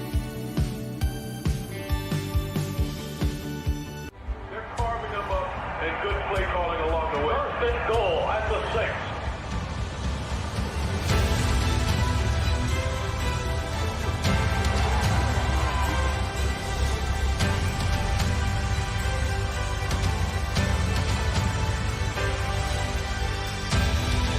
On the field of life, First Trust Bank is there for you. Champions on 3. 1, 2, 3. Because Philadelphia dreams deserve a Philadelphia bank.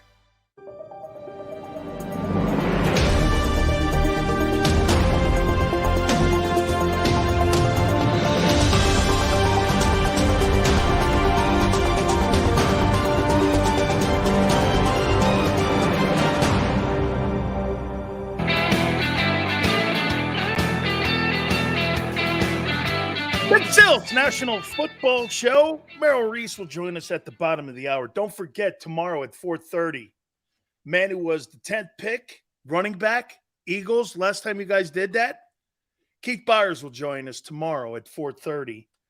Legendary Philadelphia Eagle, too, so he'll step in with us as well. Interesting. You know what some of the rumors are going around right now? DeAndre Hopkins to Baltimore. So wait a minute.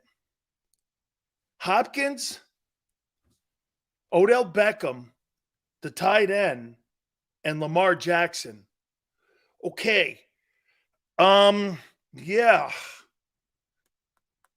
Why don't you put that deal on the table that kind of resembles a little bit of Jalen with a little bit more money to it? Let me, yeah. Mom, I think we need to have a conversation. Mom, you're fired. Hey, I'll be like this. So wait a minute. Odell Beckham, Hopkins, the tight end, and Lamar in Baltimore. Okay. Hey, best third down receiver in the game, or one of them. Odell Beckham, deep threat. Your tight end is a superstar. You got the second best rating according to Pro Football Focus's best offensive line in the NFL. And you got Lamar Jackson, who's 26 years old.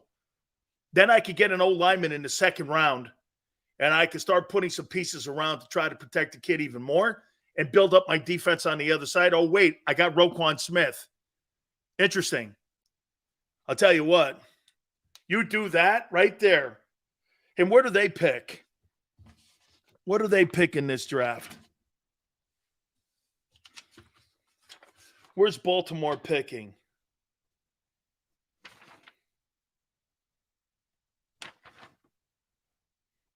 $22.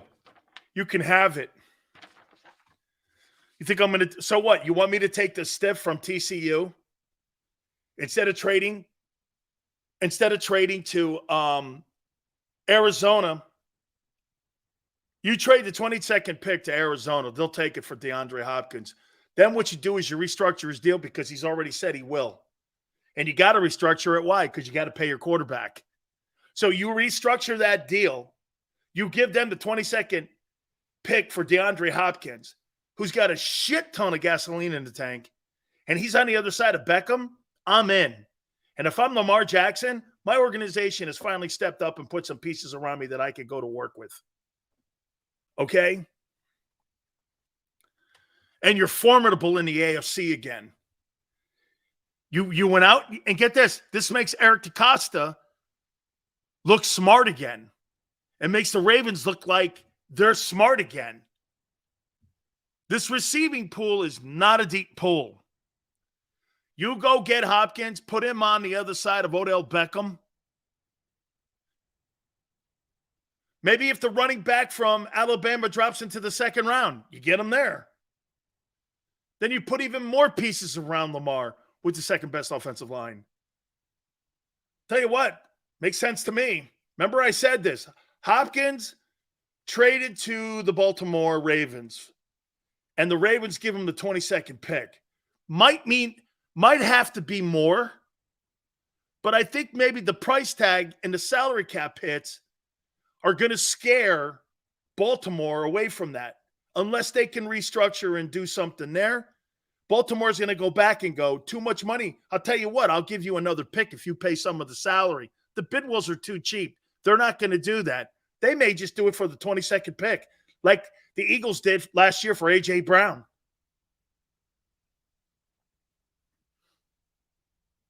And by the way, you know what else you do? Odell Beckham's not your number one target then, because he's not a number one target. Then that $15 million makes sense. If you think Odell Beckham is going to go into Baltimore, he's going to catch you 115 passes, I think you're highly delusional. But I do think he could go in there and get 80 catches and give you 1,200 yards. That's 58 yards a game. I believe he can do that. And if you have Hopkins on the other side along with that tight end, I think it's doable. I think it's doable.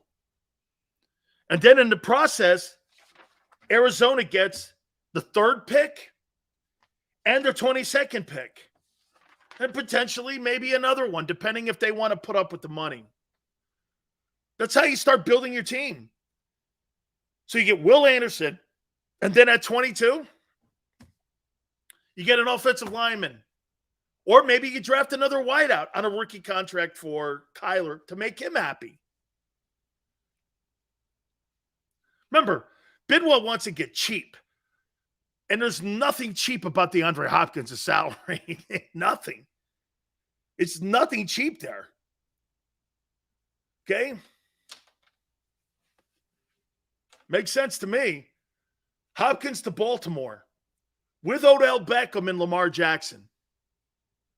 Yeah. Then you look at this. Lamar, Baltimore, Kansas City, the Chargers, Buffalo, Jacksonville. Shit, man, that's a gaunt. Now Aaron Rodgers with the Jets. Dude, that's a pretty stiff competition for the AFC flag. Miami, right? Yeah. Tagovailoa's health is in there. Holy cow, man. The race for the AFC is going to be competitive this year. Russell Wilson and what he does in Denver is yet to be determined. Dude, that run for that flag in the AFC is going to be it's going to be pretty compelling. Okay? It's going to be compelling. Remember something, too, about Lamar. And I'll say it again to you guys. I know many of you guys believe that you think that Jalen is more accomplished than Lamar Jackson. He's not. He's not more accomplished. There's nothing on his resume as an individual achievement on his resume that supersedes anything Lamar's done. And Lamar's a year and a half older. That's it. There's nothing on Jalen's personal achievement resume on what he's accomplished as an individual player on that resume that supersedes anything that Lamar Jackson has done. Nothing. Okay? Nothing. I'm talking about individual accomplishments. Get Kyler Murray a steep ladder because he sees the receivers. Well, personally, I'd like to know, a little more about some of the chaos that's going on around him. There seems to be a lot of chaos in Arizona. Just seems to be a lot of chaos. I'm not saying that. I'm saying that Lamar is a very accomplished player. More so than you think. Only statistically, that's not true. He's won an MVP. He's a two-time, and he's first-team All-Pro. He beat out Allen, Mahomes, and the AFC quarterbacks. He beat him out for first-team All-Pro. He's got 2 Pro Bowls. He led the NFL in passing touchdowns. He's got a higher percentage of wins. You can make the numbers look any way you want. There's nothing on there. By the way, I don't want to get into that conversation. Okay? That's not where we're going here. And by the way, like everyone's saying, it's trending up. Agreed. Kyler Murray needs a step ladder to see his receivers. Okay. All right.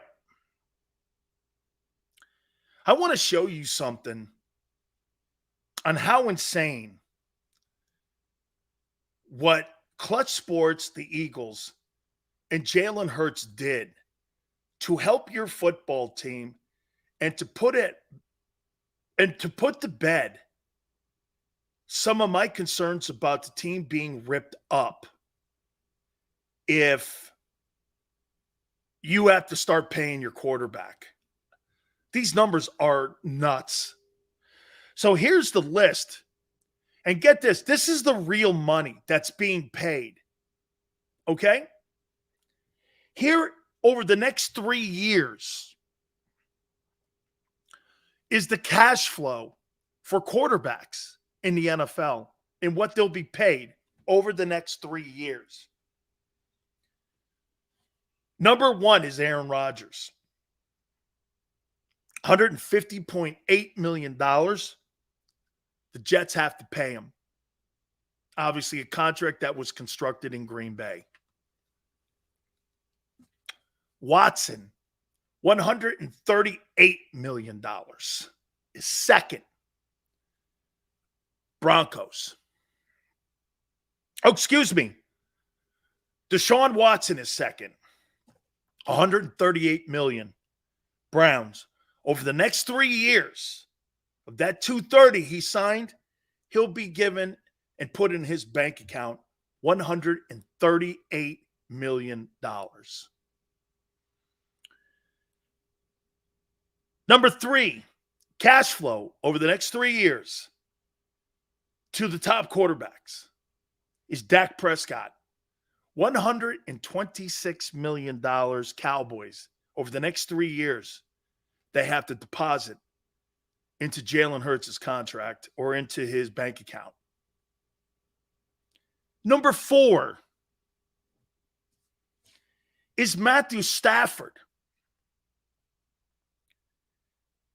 They have to put $120 million into his bank account, the Rams do. Number 5, cash flow over the next 3 years. Russell Wilson, $119 million. Broncos. This is one of the most insane ones here. Over the next 3 years, the New York Giants at number 6 have to put $112.5 million into Daniel Jones's bank account. Whew. I'm critical of Jalen. Jalen Hurts is like the moon and the sun to this guy. I do not believe, and I know Phil likes him, not me, man. Daniel Jones is getting $112.5 million. This is all guaranteed money, folks, that's going into these players' bank accounts. You were right, Lit City. Ain't no way. Holy shit. This is all guaranteed dough of the deals that you signed. Jalen signed at $255. This is the next 3 years. Number 7, Kyler Murray. $107.8 million is going to be put in his bank account by the Arizona Cardinals. Whew. Between that deal and the Dak deal and the Daniel Jones deal, you think those 3 deals are going to win? Man, good luck. Number 8, Jalen Hurts. will be given the 8th most money deposited into his bank account over the next 3 years, 106.3. 8th. And he just signed a new this is all Jalen structuring the contract the way he did. It's really a hometown deal. There's so many off-ramps for the Eagles to get out of the deal, to maneuver around in the deal. Boy, man, your quarterback is going to be paid handsomely, but he really gave that organization. And you know what else, too? When they gave him the no trade, that's why he said, go ahead, whatever you want to do. You can put whatever you want into the contract. Give me the no trade. Give me the front end of the contract. And that's what they did.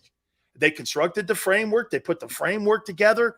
Howie, man, kudos to you, bro. That's some shit right there, dude. By the way, don't forget Merrill Reese is going to join us in a second. Josh Allen is 9th. $92.3 million will be deposited into his bank account in the next 3 years. You might want to fire your agent, bro. And number 10, a deal that everyone balked at when he signed that $500 million contract. You want to hear something pathetic? The most gifted and the most accomplished player in the NFL today is going to be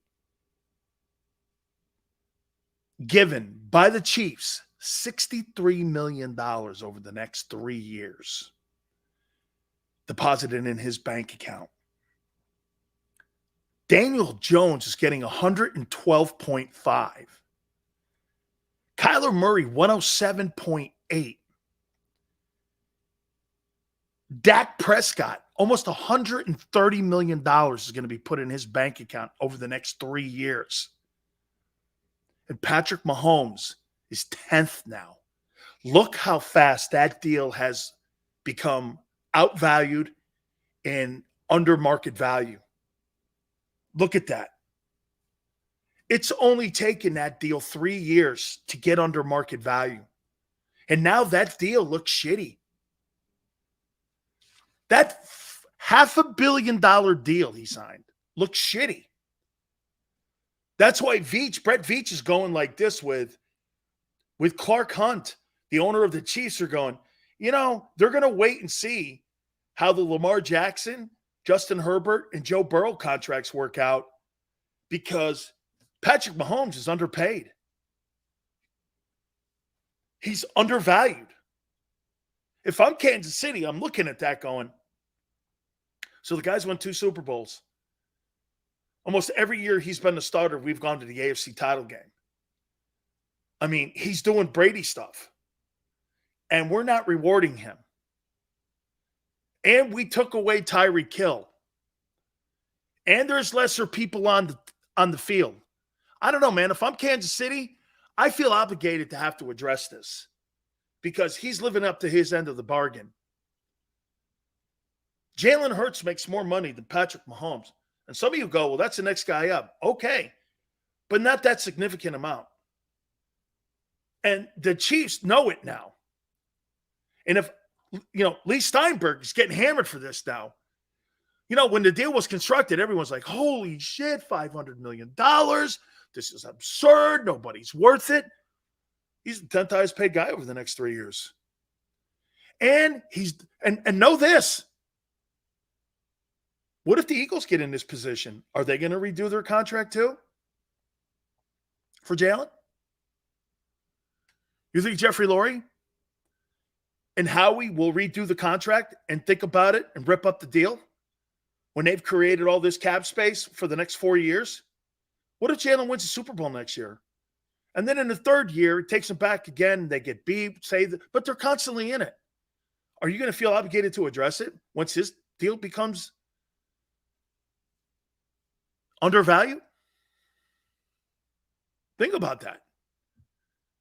I mean, the NFL model here is being kind of turned on its ear. Why? Most of the time when you sign these contracts, they never pan out.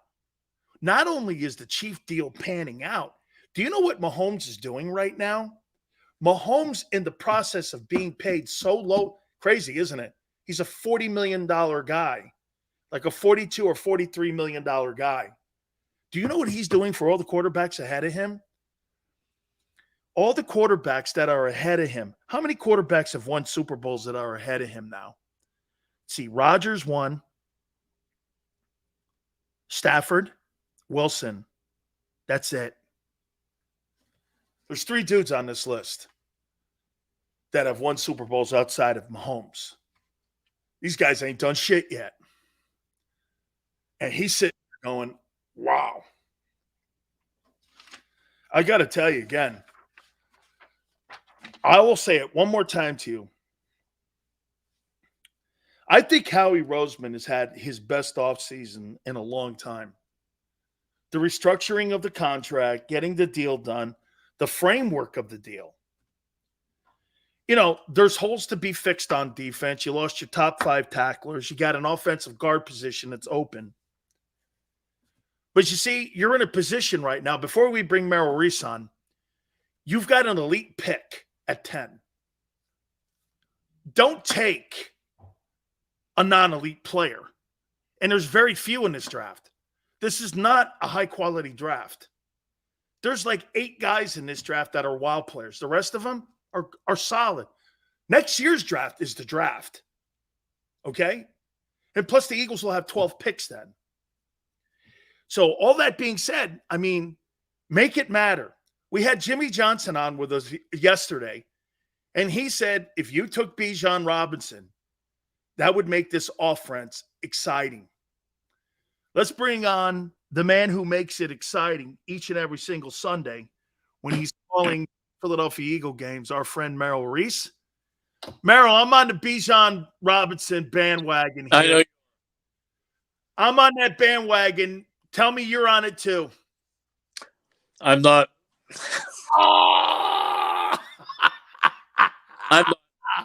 I think he's a terrific player. But the last time the Eagles, do you know who the last Eagle drafted in the first round was by the Eagles? Do you know he's on tomorrow at 4:30? Keith Byers? Yep. Give him my best. Oh, I know. I wanted to get from the horse's mouth himself, who was the 10th. It's ironic, isn't it? He was the 10th pick. Was he? 86. And now we're in the same position. Okay, Merrill, why are you not a fan of them going there and getting a running back? And by the way, let me add this component. Would you be a fan of them if they traded down to, say, to 14 and took him? See, I think, Dan, that considering there are probably going to be 4 quarterbacks, it could even be 5 chosen before they get to 10. They're going to get, even though you say it's not a wow draft, but there are going to be wow players left, because you're talking about, minus the quarterbacks, you're talking about 4 or 5 of the best players left, non-quarterbacks, in the entire draft. And it's just Howie's MO not to draft. Rarely. I mean, a couple of years ago, they drafted Devontae Smith, but he's a take an offensive line or a defensive line or an edge rusher type of guy early in a draft. And this is not a team with an urgent need. They don't need a wide receiver. They don't really need a running back, because you've got good ones in Kenneth Gainwell and Boston Scott, and they picked up Rashad Penny. I know there's a durability question mark, but that's not a need right now at all. And I think there are some play. It wouldn't shock me if Howie moved up to as far as 3 and picked Will Anderson. Wow. That would get me. That's an impact. And you know what? The last 2 years, he's been the best defensive player, and arguably, in my opinion, the best player.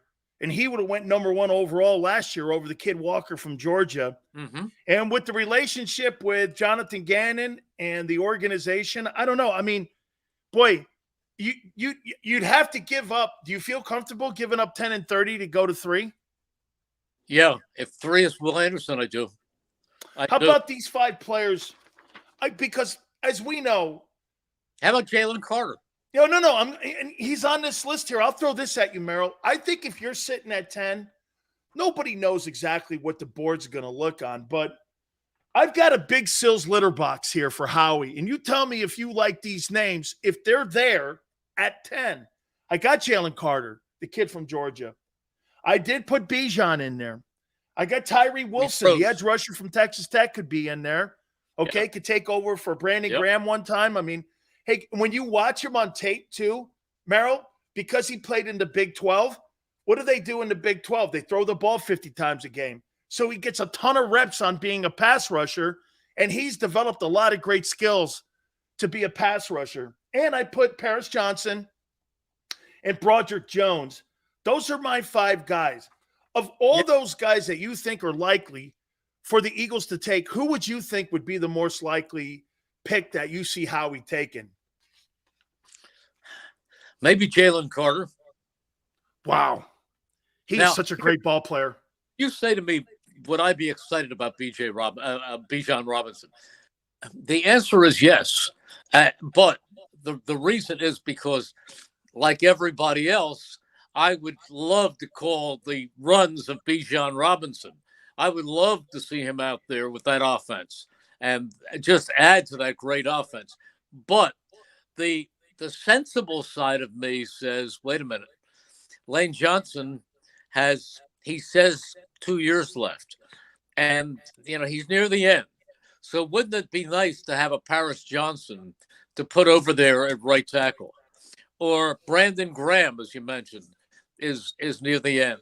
Wouldn't it be great to have another outstanding pass rusher, edge rusher? So this is the reason when you say, would I want Bijan Robinson at 10? I say no, but I don't say I would be not excited if by Friday morning I woke up and he was leading the running back department. I mean, he's somebody. He's a great player. He's somebody great to get excited about. It's just that I have become a little more traditional. And don't forget, there's a big difference today in 2023 in the value and the emphasis of the running back than there was back in 1986 when I was 3 years old. Completely a different ball game. But if I told you LaDainian Tomlinson was at 10, would you take him? Well, knowing now what... Yeah, sure. That's who people are comparing him to. Well, I've heard that, and I've heard him compared to Christian McCaffrey. But people are always comparing somebody to somebody. And that always doesn't, it's once in a while that person gets close. But it's not, nobody compared Jalen Hurts to quarterback has become, which is the most exciting quarterback in the NFC. Nobody thought Absolutely. that. I'm going to get to Jalen here in a minute. And I'll tell you what, I was very excited, Dan, last year, the night of the draft, when they traded and got A.J. Brown. I said, this is fantastic. But even then, I didn't know that A.J. Brown would make the impact that he made. He was phenomenal. Nothing less than phenomenal this year. He had a career year. By the way, I told you this last time. I compared that guy, and I've never done it before.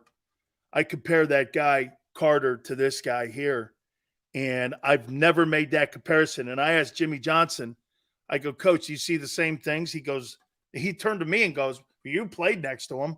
What did you think? And I go, here's the problem that Buddy used to tell us, because Buddy used to come down and talk to Jerome and I. His first 2 years, Merrill, in 86 and 87, he'd come down and do this. And I was telling the story yesterday. Sileo, sit here. Jerome, sit here. We were juniors and sophomores, and he's kicking my ass going, what are you looking at? What are you doing? And we're all sitting there going, we haven't lost a game in 3 years. And he's beating us up, Buddy Ryan. But he would turn and look. He goes, hey, Brown, taking another couple plays off, right? And Jimmy started going, this kid Carter takes some plays off. I go, yeah, but Jerome will turn around and get you 8 phenomenal plays and wreck the game for you. And that's the kind of player this guy is. And I think a guy like yeah. Tracy Rocker and a guy like who knows him and recruited him, plus he played next to Jordan, plus the Kobe was the leader of that team. I think they got the intel to put that kid on that team there, Merrill. And to me, it would be a grand slam if they got him. He's an upgrade, in my opinion, over Javon Hargrave. That's something. That's something because Javon Hargrave really played well the last couple of years. He was outstanding. He's the big loss in what this team is missing in this preseason, in this off season.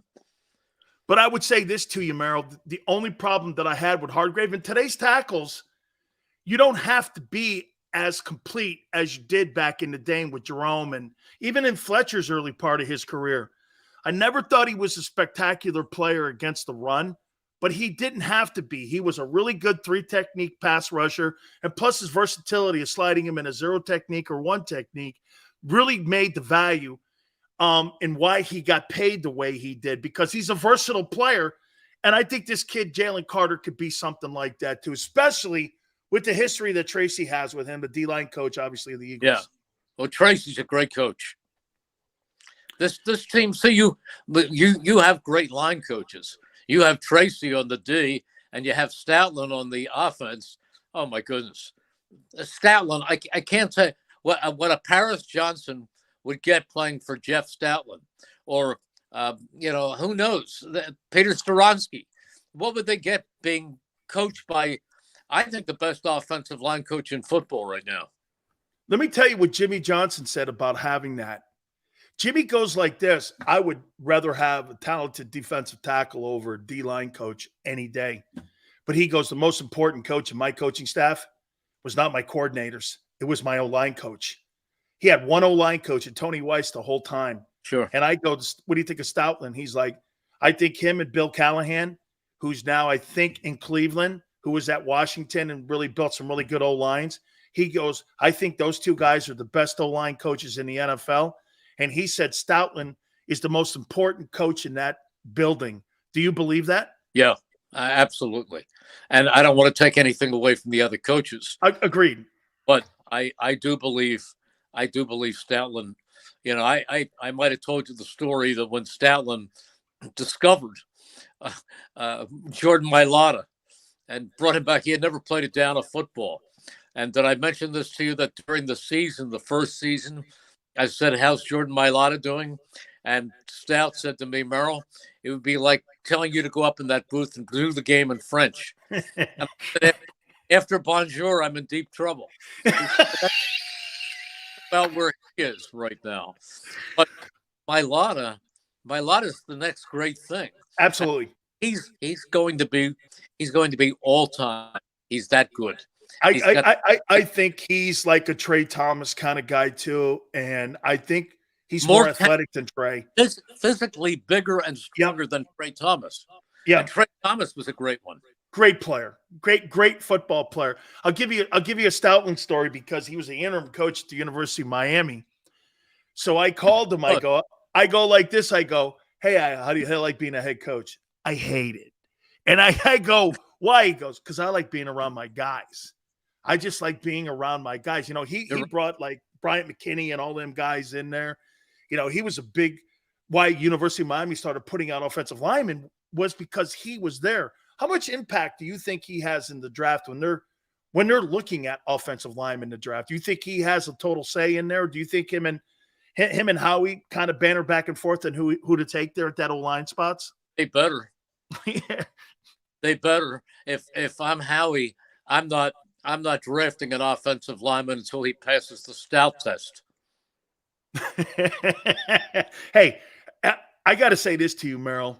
Watching Jalen Hurts at that press conference a couple days ago, man, I'll tell you what. I've never seen a guy in my life be so embarrassed to talk about money.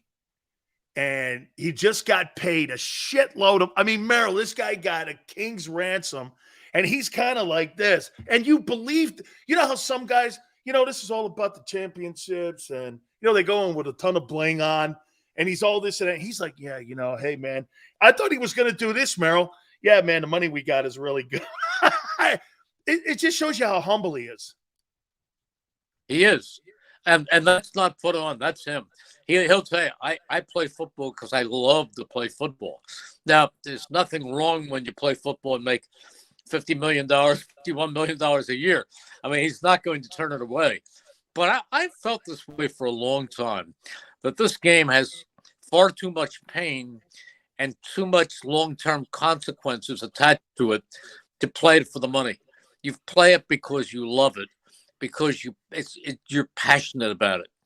You know, I used to tell the kids who came out of the colleges who wanted to be play-by-play NFL announcers or Major League Baseball announcers, I used to say, well, don't major in communications because you are preparing, unless you're interested in the whole communications field, writing, producing, news, whatever.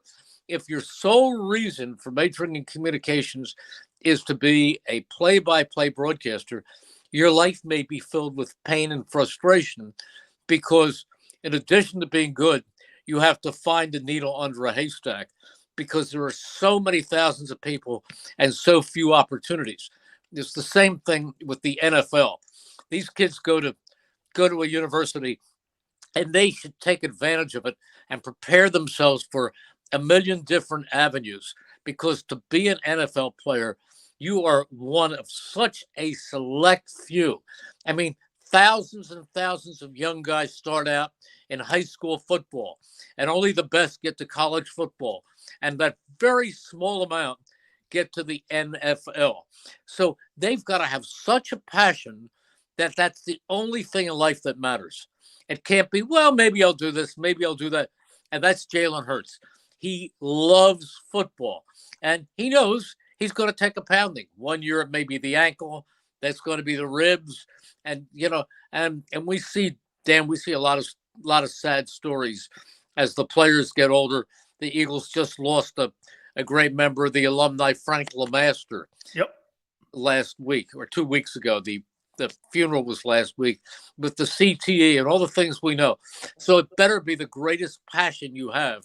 And that's what it is for Jalen Hurts. Well, I would ask you this then, Merrill. When you were making $50 a broadcast, when you were calling your first games and now you're 50 years into it, did the passion ever change? No. Or do you think it's still the same?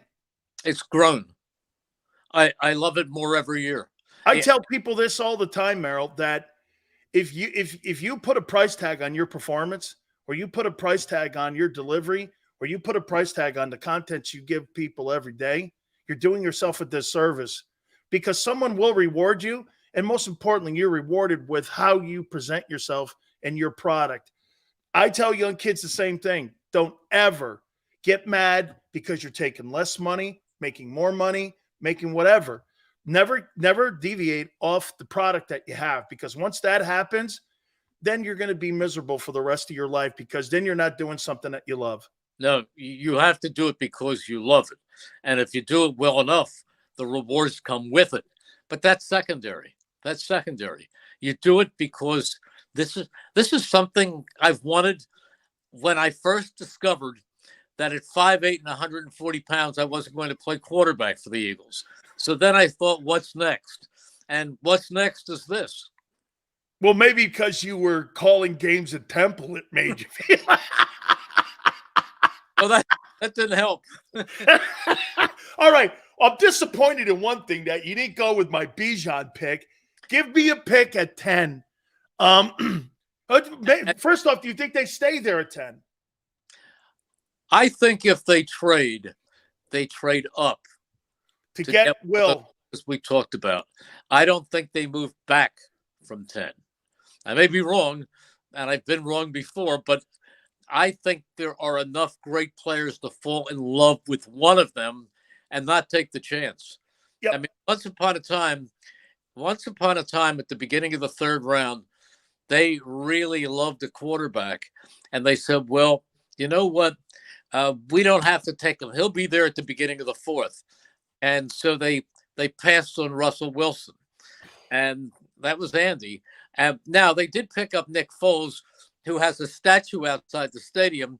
And as much as I love Nick, you know that there's no comparison in the careers that they've had. Although without Nick, there might not be a Lombardi trophy. But you know what I'm talking about. If you love somebody, don't say, oh, I might be able to get him at 30. If you think this guy is going to make your team significantly better, take him while he's there. Don't get too cute. I would always say this to you. He may not have had the career Russell Wilson had, but he had the greatest Super Bowl moment. Yes. Maybe not the greatest Super Bowl game, but when that guy's doing this, and I talked to Doug 2 nights ago, you know, Doug's always like, hey, yeah, okay, I'll do it. I'm like, come on, Doug, give me. So here's Doug talking to Frank, and the dude comes over, and here comes Nick. Come on, let's run a Philly special. All right, let's go with it. I think that's the greatest moment in Super Bowl history. In my opinion, that's the greatest moment. And I'll make this point to you too, Merrill, on the way out here. I never thought that I would say this. And I have great respect for Doug Peterson. By the way, great respect. But the owner chose right. What? Yeah. Oh, the owner chose right by keeping Howie. Yes, absolutely, 100%. But about the Philly special, I tell Doug, the worst call with the best result I've ever seen. That's a terrible call. You're down there at the 1 yard line with the last play of the half, and you're going to be giving the ball to the Patriots to start the second half, and they moved right down and scored. You take those 3 points. Worst call, best result. What did you say prior to the play being run when you saw it developing? Were you like, oh my God? I said they've got to score. They've got to take the 3 points right there. And they're lining up. And I'm going, oh my goodness. And then I see all that stuff going on. And of course, the ball is passed by Trey Burton into the hands of Nick Foles. And my friend and partner in the booth, Mike Quick, said, that's why Doug's down there and you're up here. Hey, it's going to be awful exciting tomorrow night. I cannot wait. We flipped this burger too many times. It's overcooked now. It's time to put it in the bun, and let's go see what happens tomorrow night for the 2023 NFL Draft. Maryland is always great. Tomorrow, Keith Byers is coming on. I'll make sure tell you that you said hi to him. He always tells me this. He goes, you know, Jerome and I and Keith Jackson, we had a house together. They lived in Philly together because these guys were all Southern guys. You know what? Well, I think Keith's a Jersey guy or Ohio guy. I think he's an Ohio guy. He's Ohio. I think he came from Canton. Yeah, that's right. He's an Ohio guy. Keith's a Southern guy, and so is Jerome, but they all live together in Philadelphia, someplace near the Flats, whatever that is. And so they had this place, and they go, oh, my God, man, when we first got here, it's kind of like what Jalen was saying the other day. You know, you got to get used to it because if you're like us, Merrill, you're from this area. My wife's from Texas, and people down in Texas go, hey, how you doing? And here's my response. Well, what's it to you? What's it to you? I think that's what Jalen was talking about, getting used to the Philly fans, because you and I know, hey, what do you mean? Why are you asking how am I doing? What's it to you? You know what, man? Ask Keith if he remembers that I had him tape a 5-minute portion of the pregame show, and it was called the Byers-Hopkins Report with Keith and Wes Hopkins. Wow. The Byers-Hopkins. I clearly make sure that we do that. It didn't win a single Emmy, but we had fun doing it. Hey, Merrill, how many Emmys have you won? The next one. The next one will be the first one. I have one more hole-in-one than I have Emmys. And I have one hole-in-one. Merrill, but you, my friend. And modestly, I will tell you that I've been Pennsylvania Sportscaster of the Year about 12 times or something like that. And you are in the Hall of Fame. I am in the Eagles Hall of Fame, yes. Very good. Okay. So you have a green jacket? Huh? Do you have a green jacket? From my golf club, I do. From the Masters. Hey, I'm striking out here, Merrill. The Eagles Hall of Fame jacket happens to be a black cashmere blazer with a gold patch on the pocket. It's black cashmere. I'd like to see that next time. Okay. I would like to see that next time. Oh, that'd be an honor to see that. Hey, Merrill, I'll catch us all tomorrow night. Let's see what Howie does, and it's Howie Vision tomorrow night. Well, thank you so much, my friend. I have a lot of faith in Howie because he's done some great things. Absolutely. Thank you, Merrill. Thank you, Dan. It's always fun being on with you. You bet. The great Merrill Reese, man. I love talking to him. Wow. You can just get a history lesson in broadcasting and with the Philadelphia Eagles. It's always awesome. Do me a favor. Please hit the like button. Keep it here on the National Football Show. Go to get your game on. Go for the beers. Go for the cheers. Go for the hit and the hits. Go for the steaks and the steaks. Go to get your parlay on. Go to get your party on. Go for the scene. Go for the screens. Go for the gallery. Go for the win. Go to Ocean. Visit theoceanac.com to plan your visit. When it comes to the fight against insurance companies, large corporations, and the healthcare industry, injured victims are always the underdog. But that doesn't worry us. At Mess & Associates, we're an injury law firm from Philadelphia, and we come to fight. Our clients know that they've got representation with a chip on its shoulder, and it's the same chip that makes Philly the toughest city in the country. Call 215-568-3500 or visit us online at messalaw.com. Mess & Associates, the toughest injury firm in Philadelphia. Heading down the shore. Have a ball once more. Here, imaginations run wild and time stands still. Because here, you can find the best of the Jersey Shore, all on one 5-mile island. So leave the old you behind and get lost in the woods. Wild, wild, wildwood days.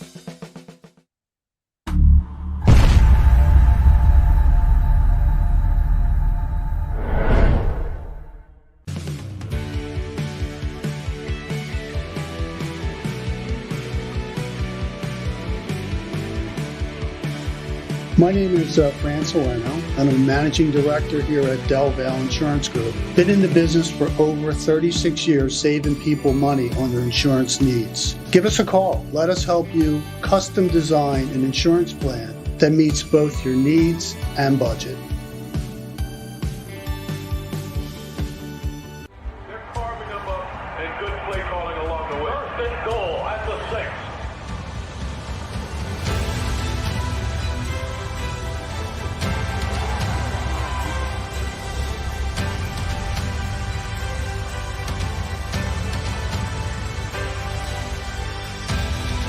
On the field of life, First Trust Bank is there for you Champions on 3. 1, 2, 3. because Philadelphia dreams deserve a Philadelphia bank.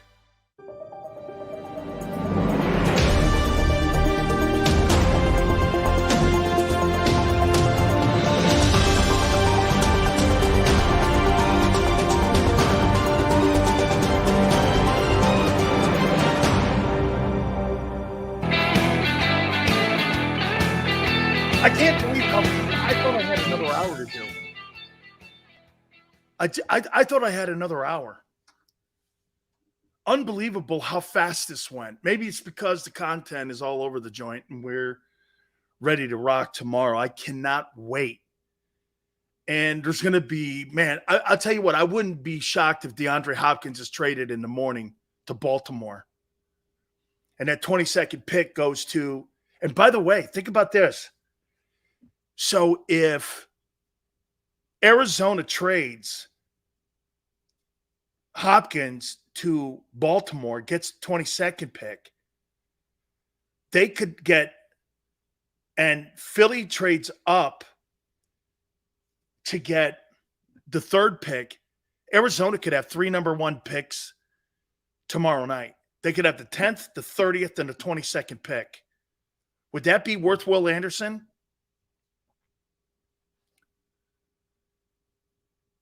Yeah. 3 1s. You can get your edge rusher. You could draft a running back, the Bijan later, if he's there, and an O-lineman, quality O-lineman. You could get 3 1s if you do this right. You go where what Merrill just said, right? You do what Merrill just said. Trade up to 3. You trade up to 3. Will Anderson and Jalen share the same agent. Nicole Lynn also represents Bijan Robinson. I wonder if in the negotiations with Howie, that's why Howie was saying those things about Bijan Robinson at the press conference when Nick Sirianni and the owner when asked the questions about Robinson, and he said he's a special player, that one of the influences was the fact that the agent that was constructing the contract for Jalen Hurts is Nicole Lynn. You don't want to piss Nicole off. That was Hurts' agent. And so Hurts' agent in the conversation. So you're trying to tell me, think about this. And again, Sil's a conspiracy guy. So think about this. So in the conversation of putting a framework together for Jalen Hurts, you're trying to tell me in the months and months ahead of the negotiations, Nicole didn't bring this up? What's your take on Bijan Robinson? He's one of my clients. We think he's a great player. Oh, we think he's the best player in the draft. You think there's any coincidence now they brought him in because Nicole was Hurts' agent? You know what's funny? They didn't bring Will Anderson in. They brought Bijan Robinson in.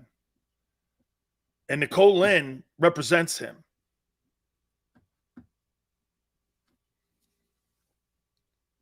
What do you think they just and hey, what's your take on him?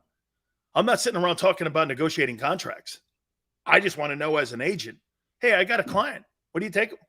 You guys have a scouting department. What's your scouting department think about Bijan Robinson? Or are you under some impression agents don't talk about other clients they have in their talent pool? Since when is that? Shit, man. Drew Rosenhaus makes a living doing that. Drew Rosenhaus makes a living. And by the way, you always got to remember, Nicole Lynn has a treasure chest of superstar players. So Will Anderson's represented by her too. So what if this relationship is such a great relationship because of how they dealt with Jalen Hurts' contract? The Eagles feel comfortable enough to move up to number 3 and get Anderson because of the negotiation prowess of Nicole Lynn and the way the whole Hurts contract was handled. They feel comfortable moving up to 3 to get Will Anderson and draft him and give Arizona 10 and 30. I'll tell you what, man. I could be won over by how your contract behavior and your bedside manner was and how you were dealing. Don't you think? If you're in a good contract negotiation with someone and you have a really good experience, it seems to me it was all the way around, and you have a great respect for the people that were doing the Jalen contract, why wouldn't you feel comfortable doing this? The agent's not going to hose us. We're not going to feel threatened, and he's going to get the greatest coaching. And the agent is going to also feel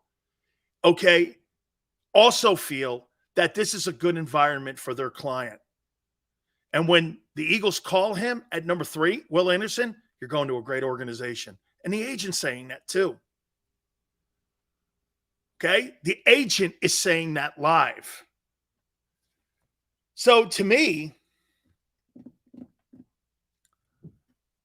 I mean, he's an impact ball player.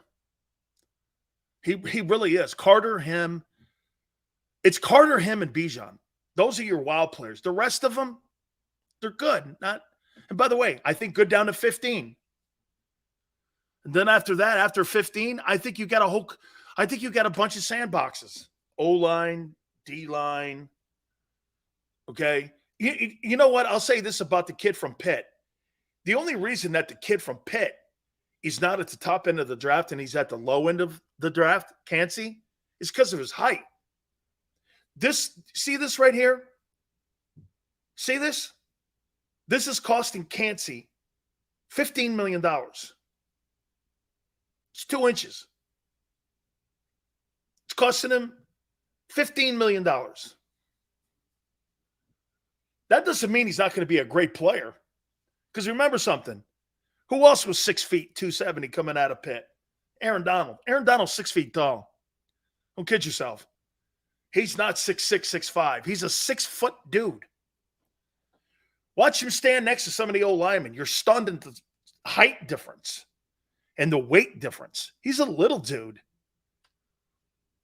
I mean, he's a little tiny guy. Dave wants that like can't. Dave liked anybody from Pitt because he played at Pitt. All right, guys. It's due day tomorrow, man. And as I told Tone before we went on, Tone, I can't believe this thing flew so fast today. I mean, it just ripped through it, didn't we? This thing was just absolutely quick as hell, man. We flipped this burger and we flipped it upside down. We cooked it. We overcooked it. We put some sauce on it. Then we put it back in the refrigerator, took it out again and cooked it again. Then we microwaved it. This thing's ready to rock tomorrow night. Guys, thank you so much for coming aboard. Xander, Big Joe, thank you very much. Tone, continue the great success you're doing, man. You're just killing it. We thank you. Like the movie says, tomorrow's draft day. We'll catch you then, 3 to 6 Eastern, and we'll see you on the flip side. Go to get your game on. Go for the beers. Go for the cheers. Go for the hit and the hits. Go for the stakes and the stakes. Go to get your parlay on. Go to get your party on. Go for the scene. Go for the screens. Go for the gallery. Go for the win. Go to Ocean. Visit theoceanac.com to plan your visit.